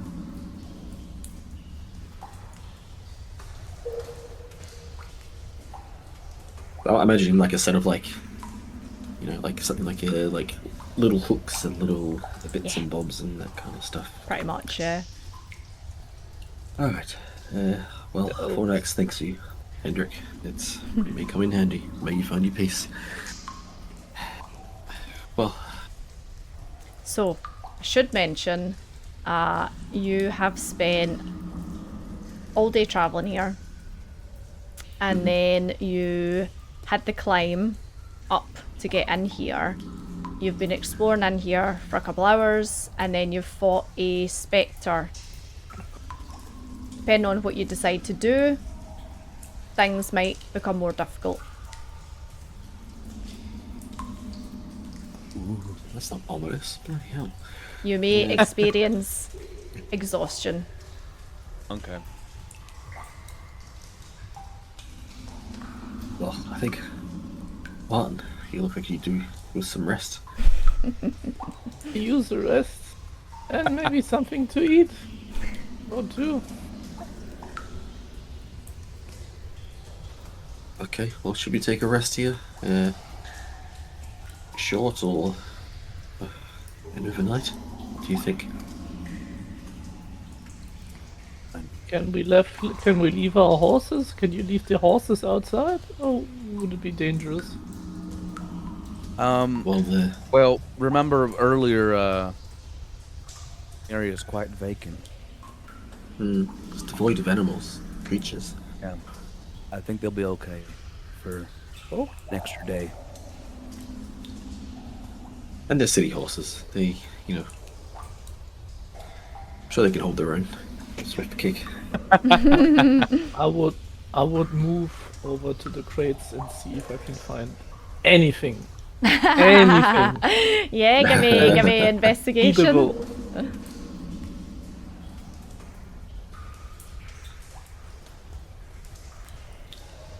So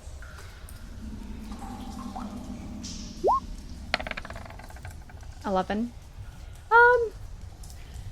Very much the same as what Obadiah found. You find a couple of chunks of rock that look as if they were in the middle of being examined. There's just kind of bits of paper and things like that that are a bit too worn, a bit too old to kind of decipher anything from them, and as soon as you touch them they just disintegrate. Nothing really different to what you've found before. okay.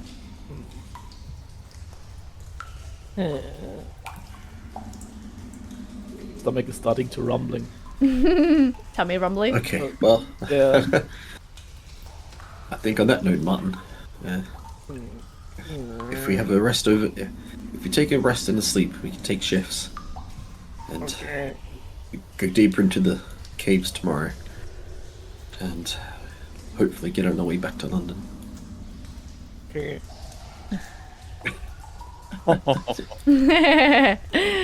So in the centre of this room, it looks as if there was a probably somewhere that they dug out to make a fire.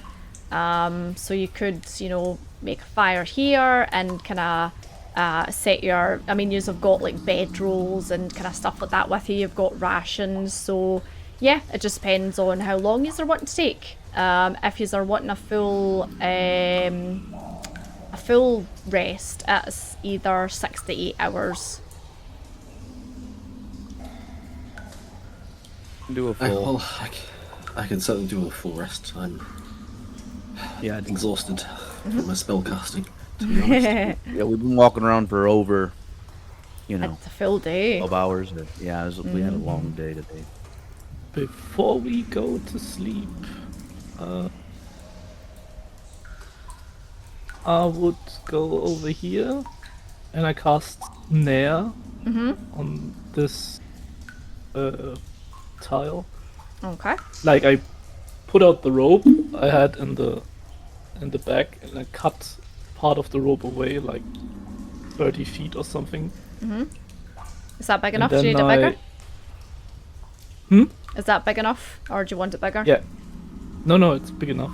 Big enough. Okay. And yeah, snare. I'm gonna post it in the chat what it does. It's basically so Touch small creature, large creature. Part of it's an invisible trap. Like if someone is going over the tile, he is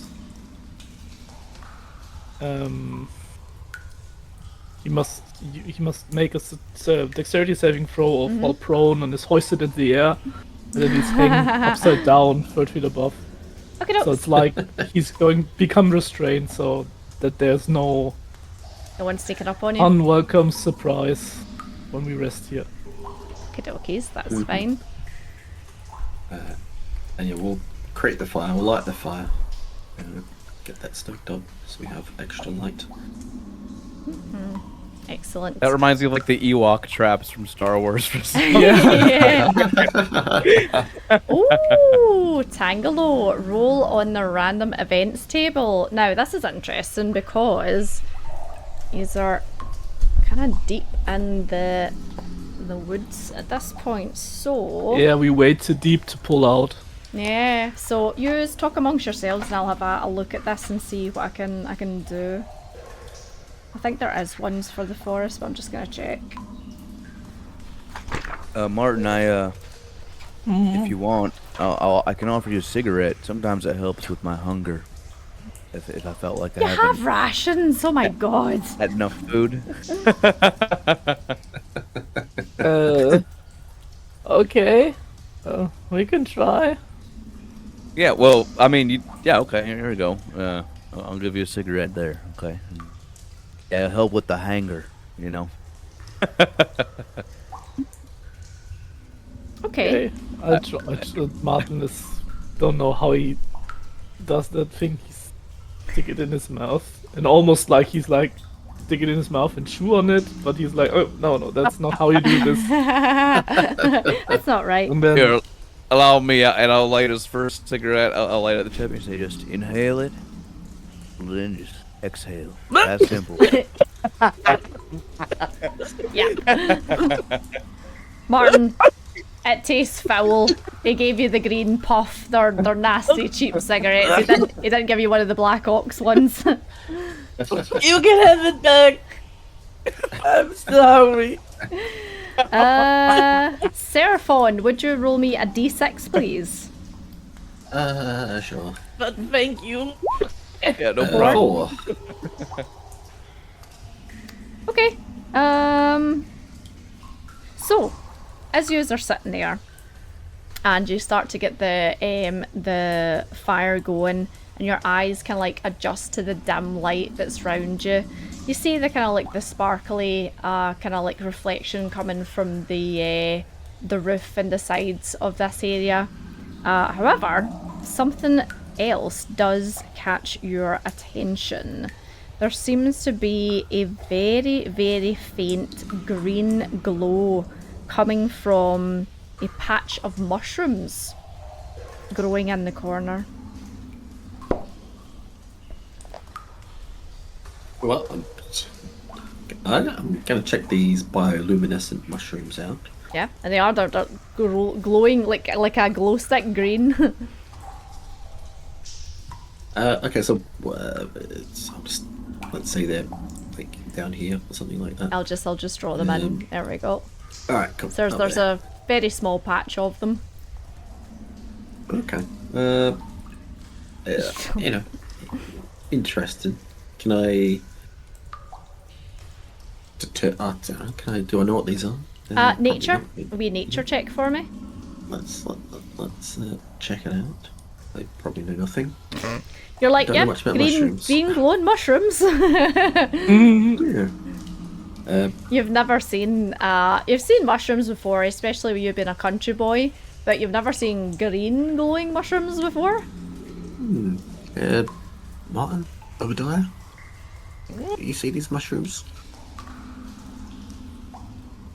They're glowing. I know that, but I've never seen anything like this before. Do we see them? Oh yeah, you all see them.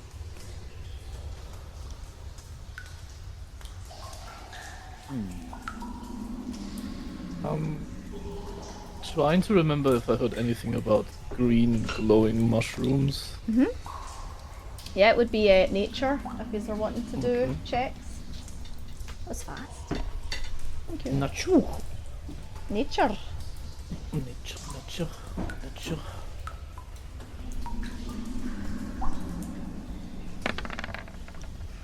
Ooh, 18.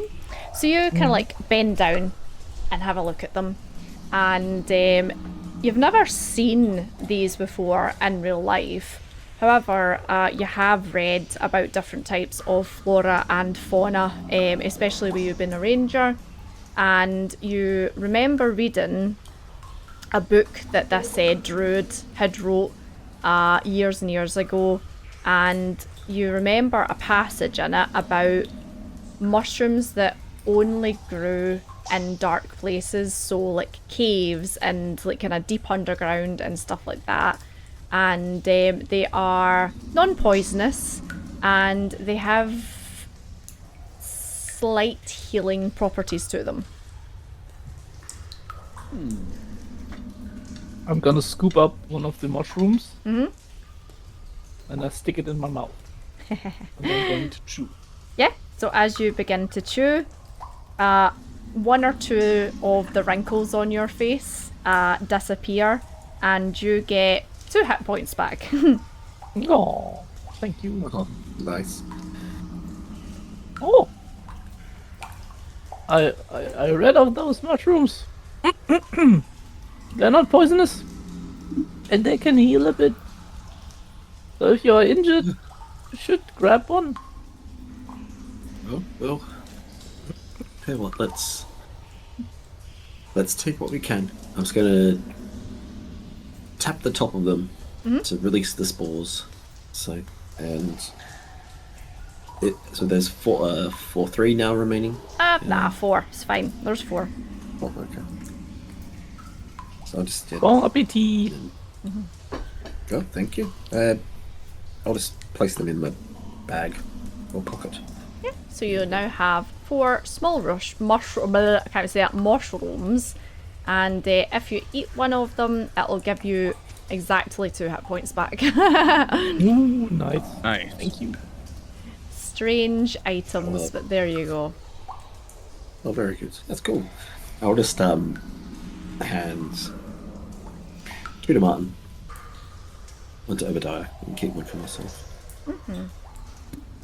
Seems. So what are you wanting to do? Are you wanting to set up shifts, or are you just gonna like kind of all have a sleep at the same time? What are you wanting to do? I think it's best if we set up shifts. Yeah. Yeah, so if we could do like 6 hours, but shifts of 2 or something, and rest 8 hours. Shift Overlap sounds it. great. So Yeah, it works. if you're doing 6 hours, it would be like 2 hours, 2 hours, 2 hours. Is that right? Yeah. Yeah. And if you're doing 8 Sure. hours, then it would be about 3 and a bit hours each. So if we do 2, 2, 2. Yep, sounds good. So we get out. Let's just do that. I'm keen to get into this tunnel system, this cave system more. So who wants to take first shift? First one. I'm happy to take it, unless we just want to. I don't know, I look around. It's like I just want to flip a coin or something like that. Or You can take first shift. I can take second. Let's let Martin get the longest rest. Or actually, Seraphon, Yeah. you're more drained. okay, well, all right, fine. I'll So take first watch. I'm still feeling okay. I'll take the second watch then. Okay, that's fair. Thank you, guys. Okay, so Obi, you're going first. Yep, and I will I just sit right behind the trap. Excellent. The Martin Nice. Ewok trap. So just a perception check for you then. Okay. We're like, I think Martin left this here in case something sneaks up on these old eyes. Not one. Oh my god.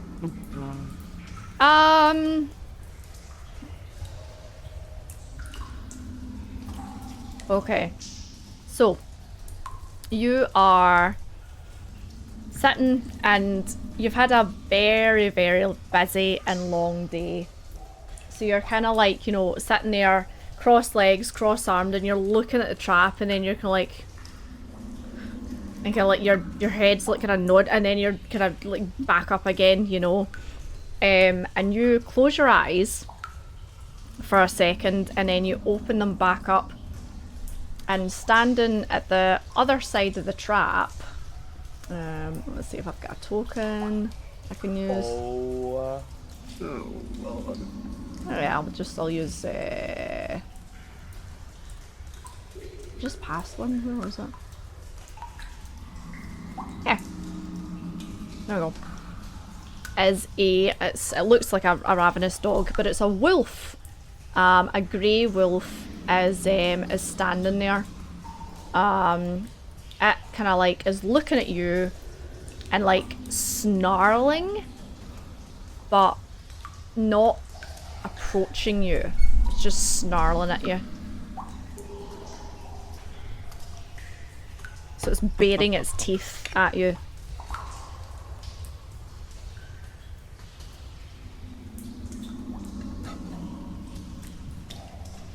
I will light a torch. Mm-hmm. I will light up a torch and kind of wave it in front of me. Okay. Singly.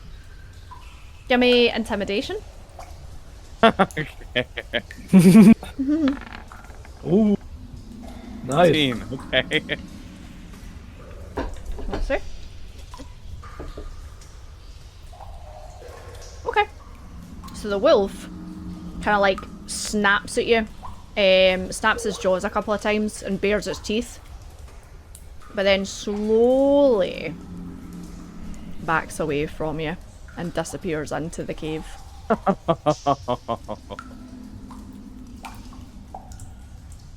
Okay. You still got it, Obi. You still got it. You handsome devil, you. Handsome Obi. No, was it Ugly Obi? Okay, Ugly Obi, that's what they used to call me. So yeah, the rest of your shift goes without incident. You just kind of like, you know, basically keep like one eye open and one eye shut. And you go and wake up Seraphon, yeah? Yep. Yeah. Go and wake up Seraphon. Okay, and I'll say, yeah, all clear except for a ravenous dog, but I scared it off. We're all good there. Oh, okay. Well, hopefully it doesn't come back. All right. Good night, Pookie. I'm not your wife. Perfect. So, same for you, Seraphon. Perception. Perception. Keep an eye out. Oh my god, what is going on with your 5. rolls? 5. Bloody hell. So you're sitting there and you're watching the trap and you're watching the trap and you're watching the trap and you're like, right, okay, so if something steps in this, it's gonna go, and, you know, and think. So you're so busy watching the ground that you don't see the bat above you, which circles into a and does that like kind of weird noise that bats do, and it shits on your armor and then flies away.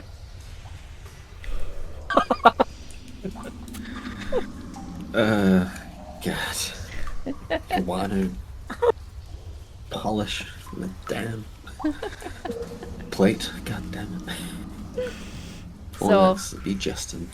the rest of your shift goes without incident. Oh, good. Oh, good. Right, well. Time to wake Martin. Okay. Martin. I'm trying to creep over to the place, and then I'm sit there Look out for the bats. trying to stay awake. Yeah. Look out for the bats. Yep, so give me a perception. Mm-hmm.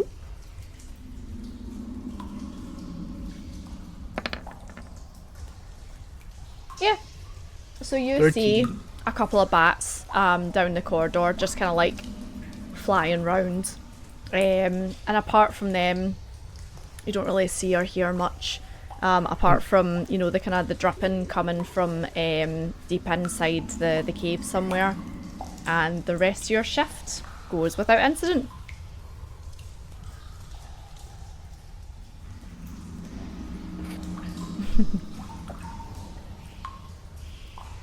Yeah. So you've now Good all morning, had guys. a long rest. Good morning. Anything to report? No, nothing.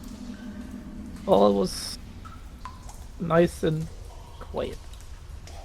Oh, good. At least didn't get shit on by any bats.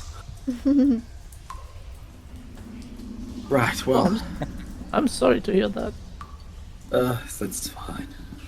I'm sure that there's been worse on it. Right, so, quick meal. Let's get into these caves. Yeah. So you whip out a couple of your wee sourdough rolls, and Martin, you've got some kind of like dried meat and stuff like that with you, and you have like just a very very simple breakfast, and then you stamp out the fire, and off you go. Right, before we head into the cave, just short morning prayer. Fornax, gracious with your presence this day, as we entered into these caves to find destiny. May your guiding warmth comfort us in this time and protect us. And amen. And I'll cast, while doing that, Twilight Sanctuary. So let me just roll this. 1, 2. So we've got 7 temporary hit points each. Nice. The next long rest. Amen. Thank you, Seraphon. Amen. Thank you. You're welcome. Right, so if we're ready, let's go. Fire's Who's out. taking point today? Fresh and ready to go. I can take the point. I'll also, confer the Eyes of Night again to you all, so you can see in the dark. I'll just mark that down. It's still, like, despite it being morning, you're inside a cave underground, and it's pretty dark in here. Thanks. Lights on, and hip line. Right, okay. So we came down that way. So Yeah, we didn't check this part out, so maybe we can take a look at We that. added the then. south on the map. yeah, just La, la, la, la, Just- la. walk around. So they're walking around here. Okay. This is a wide. Is there anything interesting about this, or is it just more cave? So this looks mostly like more cave, yeah. Okay. So you see loads of the kind of like the rock everywhere, a couple of kind of tools scattered here and there. However, what you do see is, I think I'll probably have to put off the dynamic lighting for this. Let's see. Now, does the map look nice and bright for you? Yeah? Yeah. Yes. Full review. Perfect. Yes, yes. So as you come into this area, what you do notice is in the middle of this area, a large hole. A hole. A hole in the middle of this, Oh. yeah. Oh. There we go. It's fair. Ooh. It's like, wow. Yeah, pretty much. I would like to pick up a stone. I'm now doing the Pippin idea, like picking up something The drums! and throw it down the hole, So yeah, you That's with and I'm just listening. pick up a I can stone hear a splash. and you throw it down, and there's silence for a couple of seconds. Then what you hear is a clang off of rock, and then clang off another rock, clang off another rock, another rock, another rock. So it's like, it's louder, and then it gets quieter and quieter and quieter as it goes down the way. really deep. Here, Martin. Yeah. You should take this back, and I'll give you back your Featherfall ring. What is it with halflings and rocks? Okay, Come on. Martin looks at the ring. Martin looks at the hole. Nah. No. Not yet. Yet to use it. I mean, Well, we just, you never know. Before we, look, I think we are going down that hole. But there was Get that in the hole. corner we didn't take. I think there's that corner we didn't take yesterday, but before our rest. So we'll check that, see if that goes anywhere, and good idea. then we can see. Okay, we can check real quick.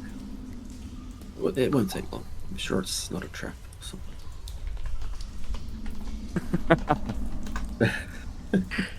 Yeah, it's not a trap. There's no traps in here. There are no traps in this fucking place. So yeah, you go down, and as you go down this tunnel, this is probably the tightest and narrowest one you have been down yet. And as you get to the end of this, there's a couple of rocks kind of blocking the way, but you manage to kind of clamber over them and peer through into this kind of like wee singular end. And there are a good number of skeletal remains in this one. Oh, so what can I make out? Thank you. Is there anything interesting in here that catches my eye? Give me investigation. Investigation. Investigation. Nothing but 4. bones. Loads of bones. They're kind of like in similar style of clothes to the 2 like remains that you found already. Kind of tools and stuff like that. And yeah, it looks as if there was a cave in here. All souls. Really don't hope that they are trying to attack us too. That would be a bit annoying. It would be. Well, 4 next grace them. I don't think there's anything here for us. Gonna turn and leave. Martin, does the Featherfall ring just affect you, or could it also affect me and Seraphon at the same time? I don't know. DM? Let me look at the wording of Featherfall. Yes. Featherfall. That's whatever a Featherfall does. Let's see. So one reaction which you take when you or a creature within 60 feet of you falls. 60 feet. Up to 5 falling creatures within range. So yeah, Nice. it's not just you. Okay. So hold on, let me put this in the roll 20 thing. Cool. So the ring is able to cast that spell. So that's It's cool. able to cast Featherfall, yeah. Got it. So maybe we should all hold ourselves by the hands, 1, 2, Jump 3. together. and then we jump, Yeah. and then we hope this ring is going to work. I just, we have to think about how we're going to get out of this hole if we have to. It's not feather jump, it's feather fall. There's gonna be Uh, an exit. Yeah, maybe there there's has an to be. exit somewhere. There has to be. gonna All tie- caves that's are gonna- wild like that. Yeah, I'm sure there will be. Can I just tie my rope anyway? And I was going to throw it down the hole, just in case. The ropes are... How long is an adventure as a rope? So 50 feet or something like that? No, I don't know. Yeah, 50 Yeah, feet. typically it's like 50? around 50. Was that okay? 50 feet.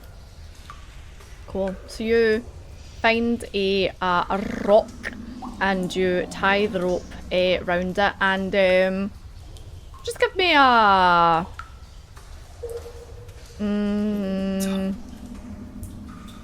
oh god, what would I make you roll for this just to make sure that you think it's secure? I don't know, how would you like go about tying this? So I would... Let me think. I'd tie it how I'd like tie down, say like the knots that I know from working in the family bakery. So Oh, for like okay. tying down wagons and that kind of stuff. Yeah. Transporting things. So it's a secure knot that can be easily untied with a fairly loose. There's a loose end on the rope that you can normally shimmy up if you have to untie it, but it's like a hitch or a half hitch kind of knot. Okay, I'd probably say just as athletics then. Just give me an athletics roll. Yeah, they tie it and you give it a good tug, tug, tug, and it feels pretty secure. It's tugged off. Good. So that's happy with that. Can we like stand in like a? How do we want to jump down? Hold hands so we form like a triangle, like a pyramid. A what? A triangle. What is a triangle? I just like draw it out with my foot. Oh, and, okay, all right. Triangle. Martin's having a moment.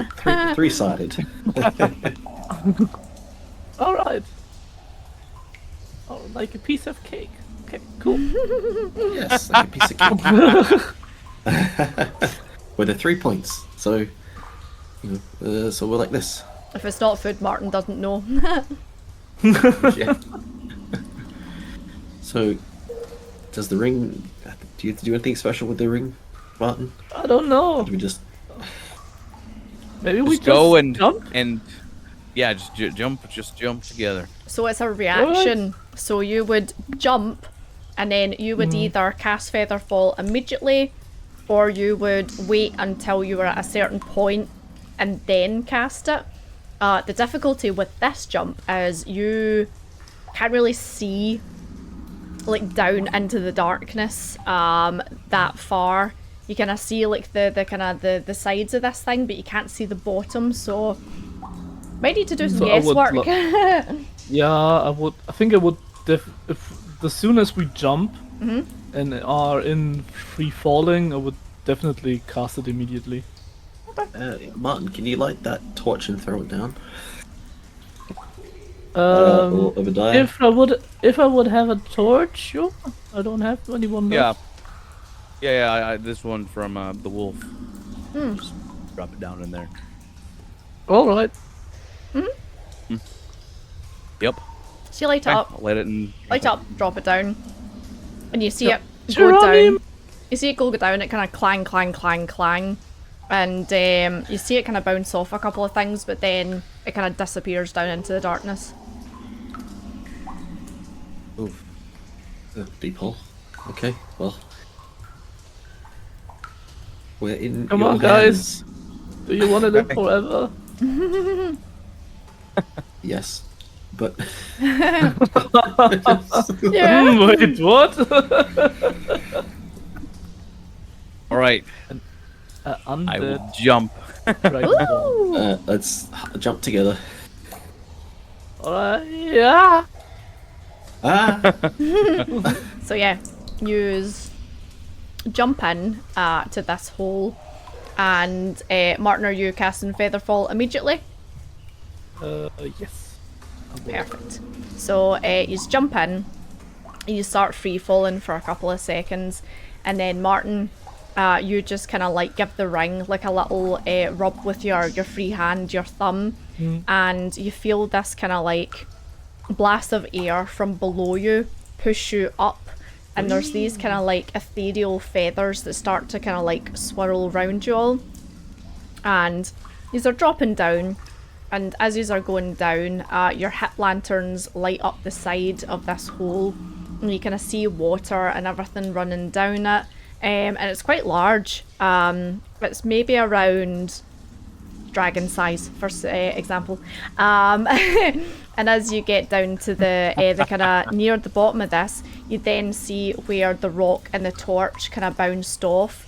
It looks as if there has been a little bit of a cave-in this room that you're going into. and you kind of like eventually land on top of a mound of rock that has fell from the roof in this place. You fall maybe about 65 feet down.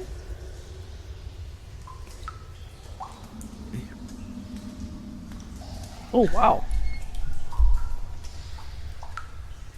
It's a deep hole. Wow. It's quite deep. So your rope, when you land, is just about maybe 5 to 10 feet out of reach. Okay. Not too bad. Do we see any exits, any ways to go? Or is it just all like a... Give me investigation. Looking around. Oh, a nat 20, wow. So you kind of like steady yourself on these rocks and you have a peer around, and this room is very much the same as the rest of the cave. It is very, very dull in here.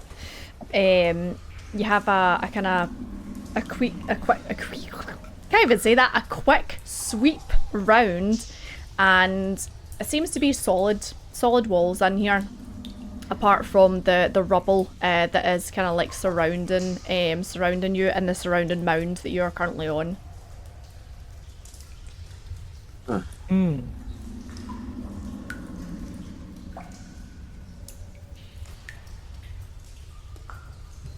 It's huge.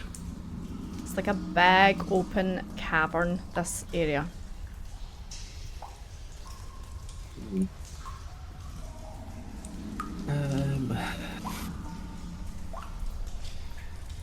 Well, friends, Trying. any ideas? I'm trying to look around, holding up the hip lantern to see if there's maybe a cave or a way, something. Yeah, so Or we you can continue. hold your lantern out and have a sweep round, and it seems as if the only way to continue through this place is down the mound and maybe to have a look around the kind of the ground bit.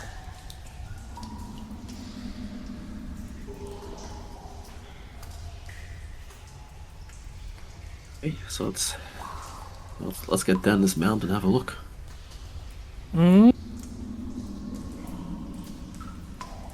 So, all of you, how are you getting down this mound? Because it's quite steep.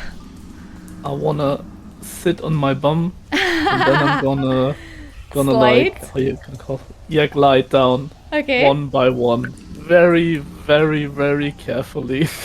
Okay, so you give me oh god, yeah, it would be Dex then, I suppose. So is that acrobatics then? Yeah, acrobatics. You give me acrobatics. What about the rest of you? Oh damn!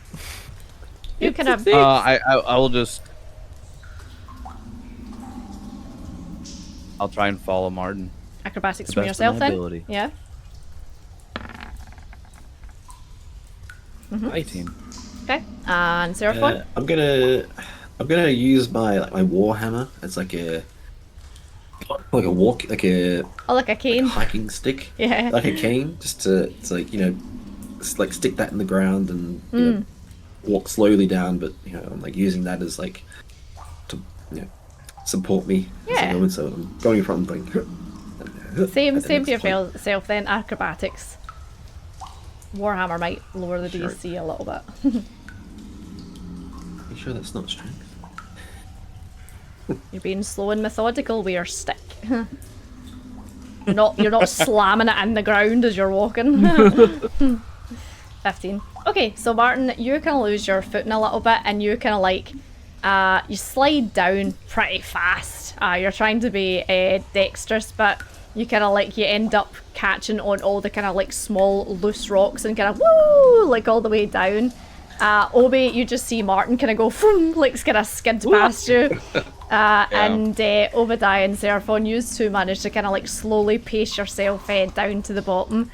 Martin, you slide all the way down, and you can like shoo, like kind of like skid across the bottom and just bump into a big boulder once you hit the bottom. Oh, Martin? damn it! Martin? Oh, Are you okay, friend? yeah, I'm fine. Oh, my bum.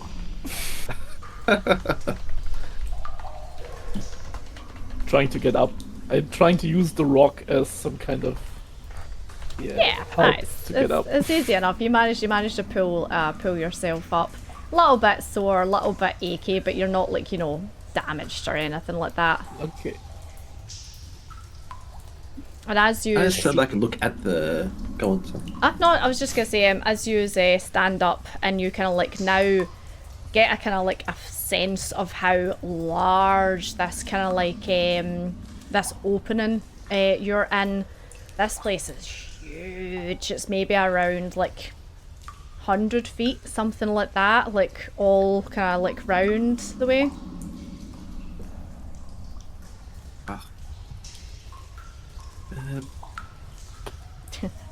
Can I like just investigate? We'll turn around and look at the pile we've come down. The pile of. Yeah, give me investigation.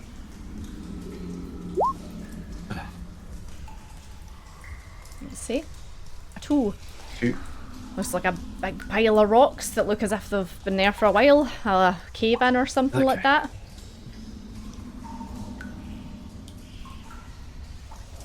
Okay, I'd just like to, I guess, walk around in a circle around the pile. Just look around and see what there might be. What's on the floor. everyone's passive perception again? 13. 13. 13, yeah. Obi. 13. What do you want me to roll? Sorry. Oh, what's your passive perception, sorry? 13. Oh, these are all 13.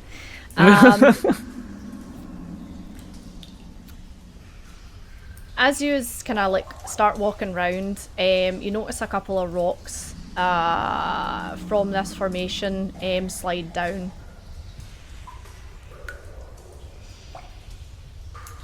Just because that's the only thing moving, I just like watch them. I'm just like, oh.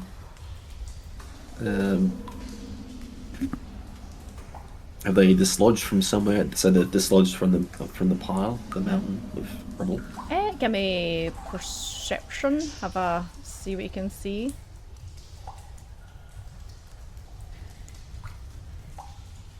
18. Oh, nice. So you take a step back and you kind of like look at this rock formation. You kind of see like a couple of rocks like slide from like, you know, the top, the sides. That doesn't seem as if there's like, you know, the bit that you guys slid down at, that's where the rocks are kind of like continuing to slide down from. It looks as if they're kind of like slowly falling from a couple of directions. And you're kind of starting to kind of like look over this entire thing, and then the rocks themselves all start to slide all at once. Can everyone give me dexterity saving throws, please? Oh, fuck. As these rocks start to rapidly slide from the top down to the bottom of where you guys are standing. 19. 12, okay. Fuck. We both got 12, Martin. 12 and 12. Okay, so I'd say Obi and Martin, you guys just kind of like get your feet caught and kind of like stumble a little bit and fall over. Seraphon, you manage to like jump out of the way and bring up your shield to kind of like get a couple of the rocks that are kind of sliding towards you. And as the dust settles in this area, and you manage to kind of like rub your eyes and get yourself back up, Martin and Obadiah, you look over to this pile, and there is a mound of silver scales slowly breathing in and out, in and out.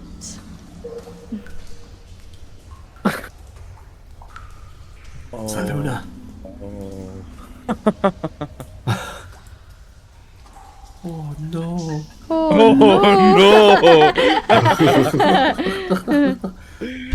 no! I'm gonna walk around to, I guess, find the front. Is the whole is we just see scales right now? I mean, you look at it, and you're kind of standing at maybe the kind of the belly, I suppose, and Yeah. it looks like the tail is like wrapped round this thing. See, like the way a cat sleeps when it's on its side. Yeah, yeah. So it kind of tucks everything inside, and then the tail wraps round. Kind of looks like that. So you have a look, and this thing is huge. It's like, 50 feet across, something like that. And you just see these massive horns with kind of like different bits that kind of jut out and kind of reach up. And then you see the wing that is folded over the body, almost like a blanket. And the tail kind of like tucked in to just like kind of across the face like that. So you just see the eyes that are closed, and then the horns. I believe Saluna's here and alive. I hope he's also friendly. I hope so. But I'm here for a reason. It called you here. Something called I'm you here here. for. I hope Saluna did. Otherwise, this is the end of the road. I was going to approach. Yeah, go for it. So that image of like the curled up cat, like it's like tail around the front, like it's snout, Yep. kind of resting underneath. Looks like it's in a deep sleep, yeah, and it's all kind of curried up in a ball. Like I just approach. Do I see any of this? I'm gonna approach Saluna, I think. And I place my hand. Say like the ridge of like the. Of like the tail. I'm not gonna touch her face. Yeah. And I say, Saluna, I come in the name of Fornax. I am Seraphon Hearth Oven, the Twilight's cleric. You have called me here. You've been in my dreams. Please speak to me. What is your message? Okay. So, you call out to Saluna, and when you touch her, she is ice cold to the touch. You reach forward and you touch the tail of Saluna, and it's icy cold, and the scales feel really, really rough, and you get this kind of sense of immense weight and immense kind of like, I suppose, energy that you kind of like feel pulsate through you. Give me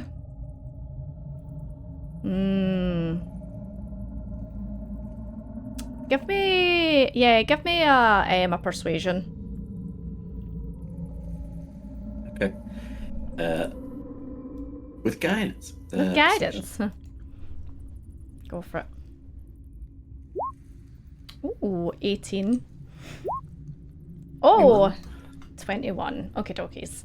So you pause for a moment and you listen to this low, heavy breathe that's coming from Saluna. And eventually, one of the eyes starts to twitch and move. And then eventually the other one starts to kind of like slowly open, and both eyes bring themselves open and try to kind of like focus on you. and they are this piercing blue icy colour, and eventually they widen and kind of like narrow their focus on you, because you're standing quite close to the kind of the middle of her head, where the tip of the tail is. And she then raises her head just a tiny bit and leans in and takes a big like inhale of you to try and recognize you, or kind of get a sense of you. She's gonna make a roll. I'm just gonna like Fucking put like a hand on my chest and kneel. Hand on chest and kneeling. Yeah. Greetings, mighty Saluna. I'm Seraph von Harthoven, Twilight Cleric of Fornax. I approach you with respect and reverence. I seek your wisdom and guidance for your calling. So she breathes you in as you do this, and this loud kind of like breathe out kind of blasts you and Obadiah and Martin, as this kind of like cold air from inside her kind of exhales, and eventually she says, "Kin, how long have I slept?" I think a very, very long time. Perhaps 150 to 200 years. I feel tired. Yes, I expect you do. We've travelled from what we call London. I've been dreaming of you, of being you in my dreams. And, well, a long time ago. Do you know why you've called me here? Memories reverberate through our kind. You share our past. Mistakes. And when she says mistakes, she looks over at you, Obadiah, and slowly blinks.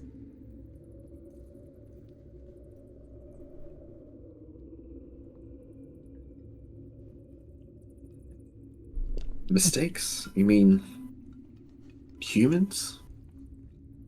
Become, well, I hope for guidance or help. London, which I think you might recall, much bigger now, but a pallor covers the city. In darkness, there's vampires and werewolves, and horrible things happening in the city. What do you mean by mistakes? Helping? The king, queen?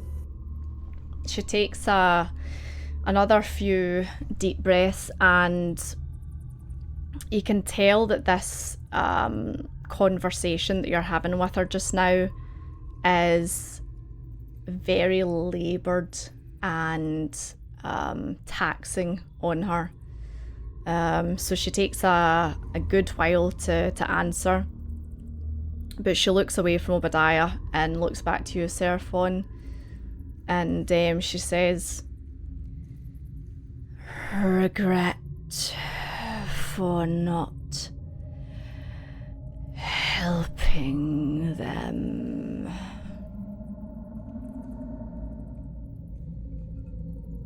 Not helping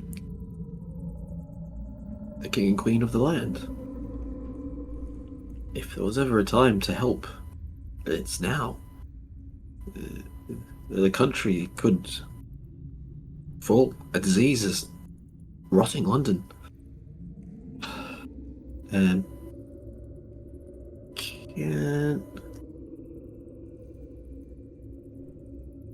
do you have anything that could help us? You seem very tired. And the enemy we face is infested in the city. The work for us and the work of a dragon might be helpful, but I feel our work would be better suited if there's anything you could give us to help. I want to just put my hand on Saluna, and just, if you help us, you can return to your rest. I'm just going to put my hand on her, and all I'm going to do is cast, noticing how she's low and slow. I'm just going to cast a cantrip, Spare the Dying, on her.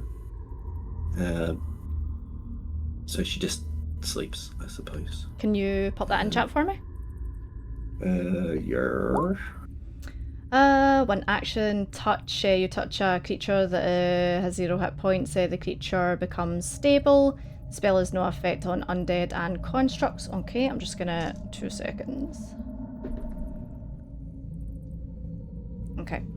So you reach out your hand and place it on Saluna, and that kind of like familiar sensation washes over you when you use like healing magic from Fornax. And as you start to try and press this heal and stabilization into Saluna, you feel it push backwards onto you. And she takes another deep breath and says, "No. Let me pass soon."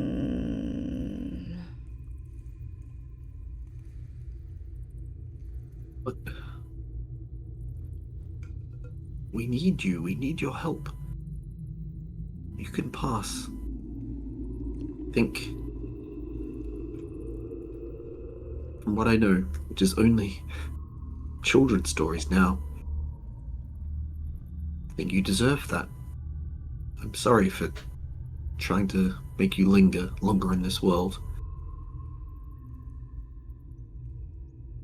But to make things right, and to fix what you said of your mistakes for not helping, what can you help us with? What can we take? What can we give in our fight against these horrible beasts to save London and save everywhere? Really, I think if we don't stop it, it'll spread like a disease. Give me persuasion.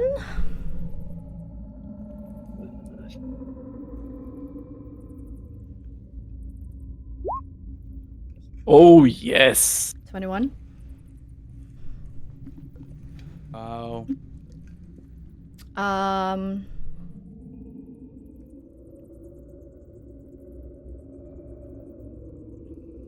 Okay. So she takes another few deep breaths and eventually says, "Soul dying, body deteriorating. Take scales. Protection." Take your scales.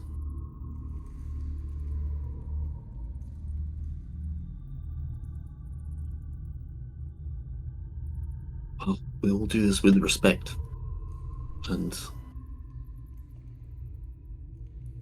if you wish, we can wait for your passing and we can take what we can carry to help us. Silver certainly seems to be what we need in this time. So we thank you. We thank you deeply. Thank you, Seluna. You will save the kingdom. You will save this country. So with that, she closes her eyes and takes another few deep breaths and then stops breathing altogether. And the last exhale, the body smooths down into the ground, the head falls to the side, the eyes close, and she is gone.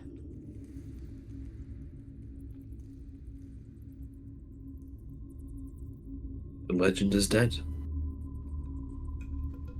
She will live on. She will live on forever. She will save London. We heard her wish. We can take her scales. I think as many as we can carry.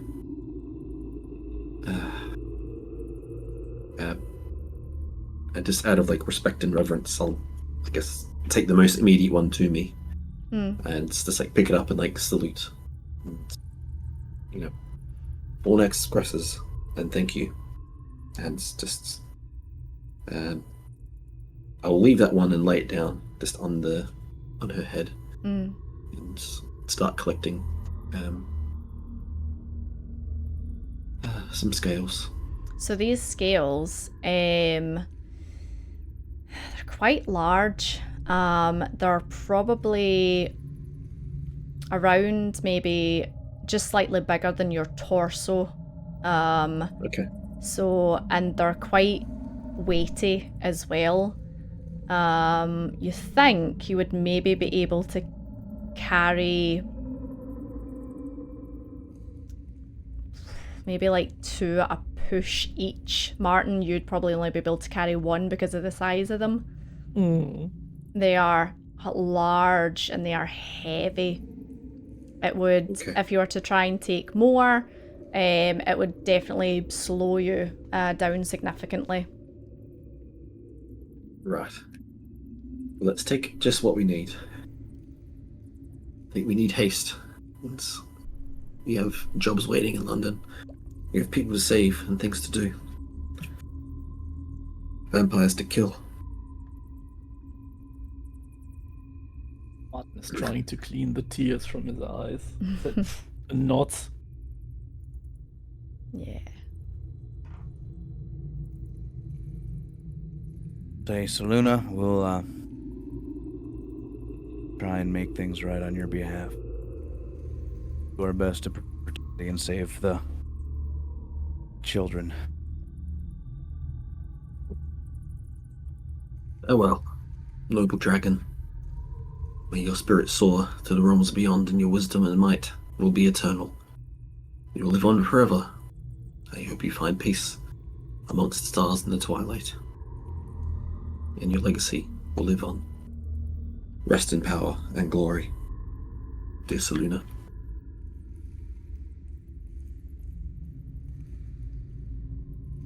Well, friends, we should. It's tearing up a bit. I was we should go. We should go. There's nothing else for us to do here. Okay. So yeah, you gather probably around 5 scales. Martin, you strap 1 to your back. Obadiah, Seraphon, you manage to strap 2 to your back.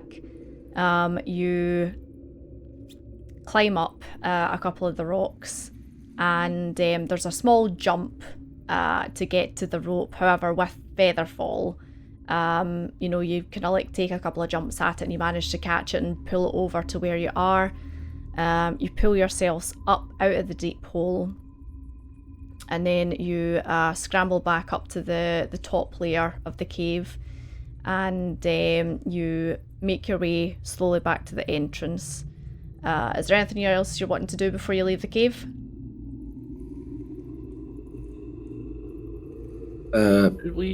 Should we somehow close the hole so that she can rest in peace? Not that anyone comes here in this cave and then goes down and trying to plunder her corpse. Well, I will of course like pull the rope back up and untie it so no one can get down the hole. I mean, I don't really have anything that could, collapse the entrance or collapse anything really. Oh. Okay.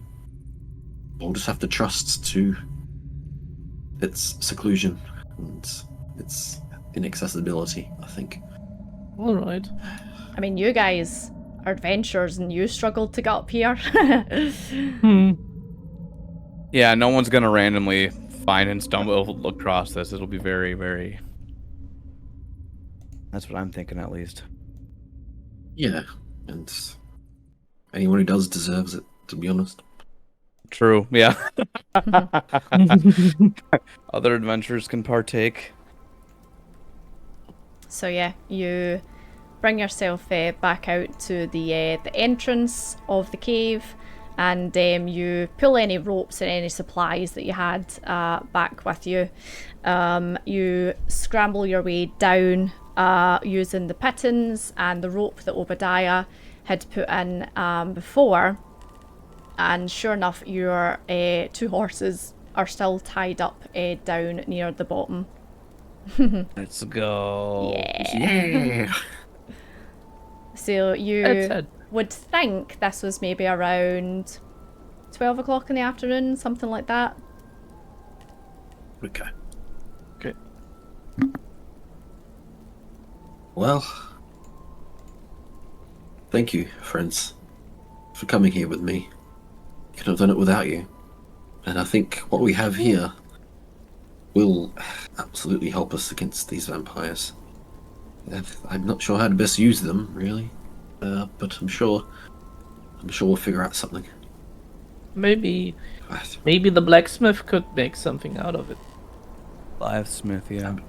Yeah. I'm sure he could. It's Or a good we idea, could Martin. also talk to Orla and Ophelia as well. We should definitely show the rocks to the smith, I would say, and maybe to the witches too. Sure. That's fair. Yeah. Smart. Okay, so you're planning on travelling back then, yeah? Well, Yes. Let's. Okay, so Make our way because back. of Martin's special terrain in the forest, forest will take you half a day, and then the road will take you half a day as well. So you'll probably arrive back in London kind of like late evening, I'd imagine. So we'll only do 2 rolls, I think. We'll not kind of do like, the full split. So perception, survival, just 2 rolls. We'll just timey-wimey this. 5. It's fine. It's fine. It's not that one. At least it's not that one. I've had 3 of those today. You have? What's going on? I don't know.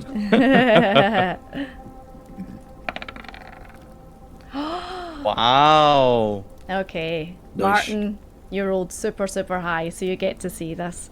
So, as you are travelling out of the woods and kind of coming back onto the connecting road, you are travelling down, and you can see the moon up ahead as just a kind of like semi-crescent moon, and you are just kind of coming like back onto the main path at the main road heading down towards London, and there's no one else in the road. It's super, super quiet, but you feel just this like gust of wind come from behind you, and it is enough to make the horses kind of like rear up and start to panic a little bit. But as you kind of like calm the horses down, all 3 of you turn round, and you see a spectral silver dragon fly overhead and kind of swoop round you a couple of times, and this thing is magnificent. It is large. The wingspan stretches out for hundreds and hundreds of meters, and it does one final kind of swoop down towards you and then actually flies up towards the moon. I wave goodbye. You think that's Seluna going to your final resting place. Wow. So the story has a happy end. After all. It does. She's found her rest. She's blessed us. Wow.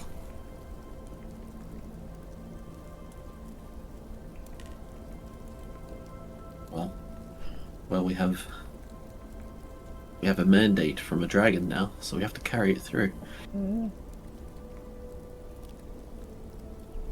So yeah, the rest of the travel goes without incident. And you arrive back into London, into the hustle and bustle, around 10 o'clock at night. You know now the stores and everything will be shut. So is there anything you want to do, or do you want to head back to the Screaming Mackerel? We'll be able to make it for a 6 and 12, 6 and 12. It's been a long time. We have not come in on time in weeks. Imagine Ambrose's face when you actually turn up on time for 6 and 12, 6 and 12. So back to the mackerel, yeah? Yeah. So yeah, you... Daisy would definitely miss us. Oh yeah.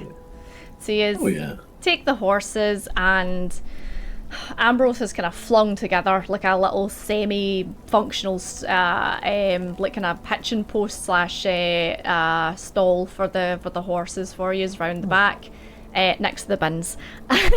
So you manage to hitch your horses and get them all settled, and then head in, and Ambrose is like, oh my gods, look at this, lads, they're here in time. Oh, 6 and 12 are actually, oh bloody hell, well, let me get you boys some mackerel and some drinks, here we go. So disappears, and you sit down, and he gives you your drinks and your mackerel and everything like that, and you're sitting reminiscing about today and what happened and the things that you've seen actually over the last 2 days, because you had an overnight in the cave as well, and you're telling Ambrose about, like, you know, the ghosts that you've seen, and you know the stones that you found and Seluna and blah blah blah blah, and Ambrose is like, can't believe what yous are telling them. And then a very sleepy looking half orc comes in the door, and he's like, huh? And Zolog is like, oh, there you are. Oh, sorry, I've been looking for things all day. Are you ready to go? Well, let's go. Let's go now. Oh, I look at the guys. Okay, let's do it. Sounds good. But I want to say hi at least to Daisy. Yeah, give Daisy a fuss. I was gonna go to the kitchen, just speed up the sourdough starter, see how that's going. Let's do some baking divinity. Let's kill some witches. So, as Zolog is saying, you know, let's go, Ambrose kind of comes over and he's like, oh, Zolog, I think you should maybe go to your bed first. You're looking a little bit tired. And Zolog's like, yes, all right, let's sleep, and then tomorrow first thing, rescue party. Yes, we'll get Daneth. Yeah. It's been a long time coming. That was one of the first tasks that into here coming into London. Poor Dennis. Hopefully it's not too late. So yeah, yous all. So yous all head up the stairs and go into your rooms. And Martin, you settle down with Daisy for the night. Seraphon, you do your kind of like your nightly ritual, your nightly prayers before heading off to bed. Obadiah, you lock your window to make sure nothing nasty is gonna come through it, and you draw the curtains before you go to bed. And you all settle down for the night. And that is where we will end today's session. Wow. Yay! Awesome. Wild.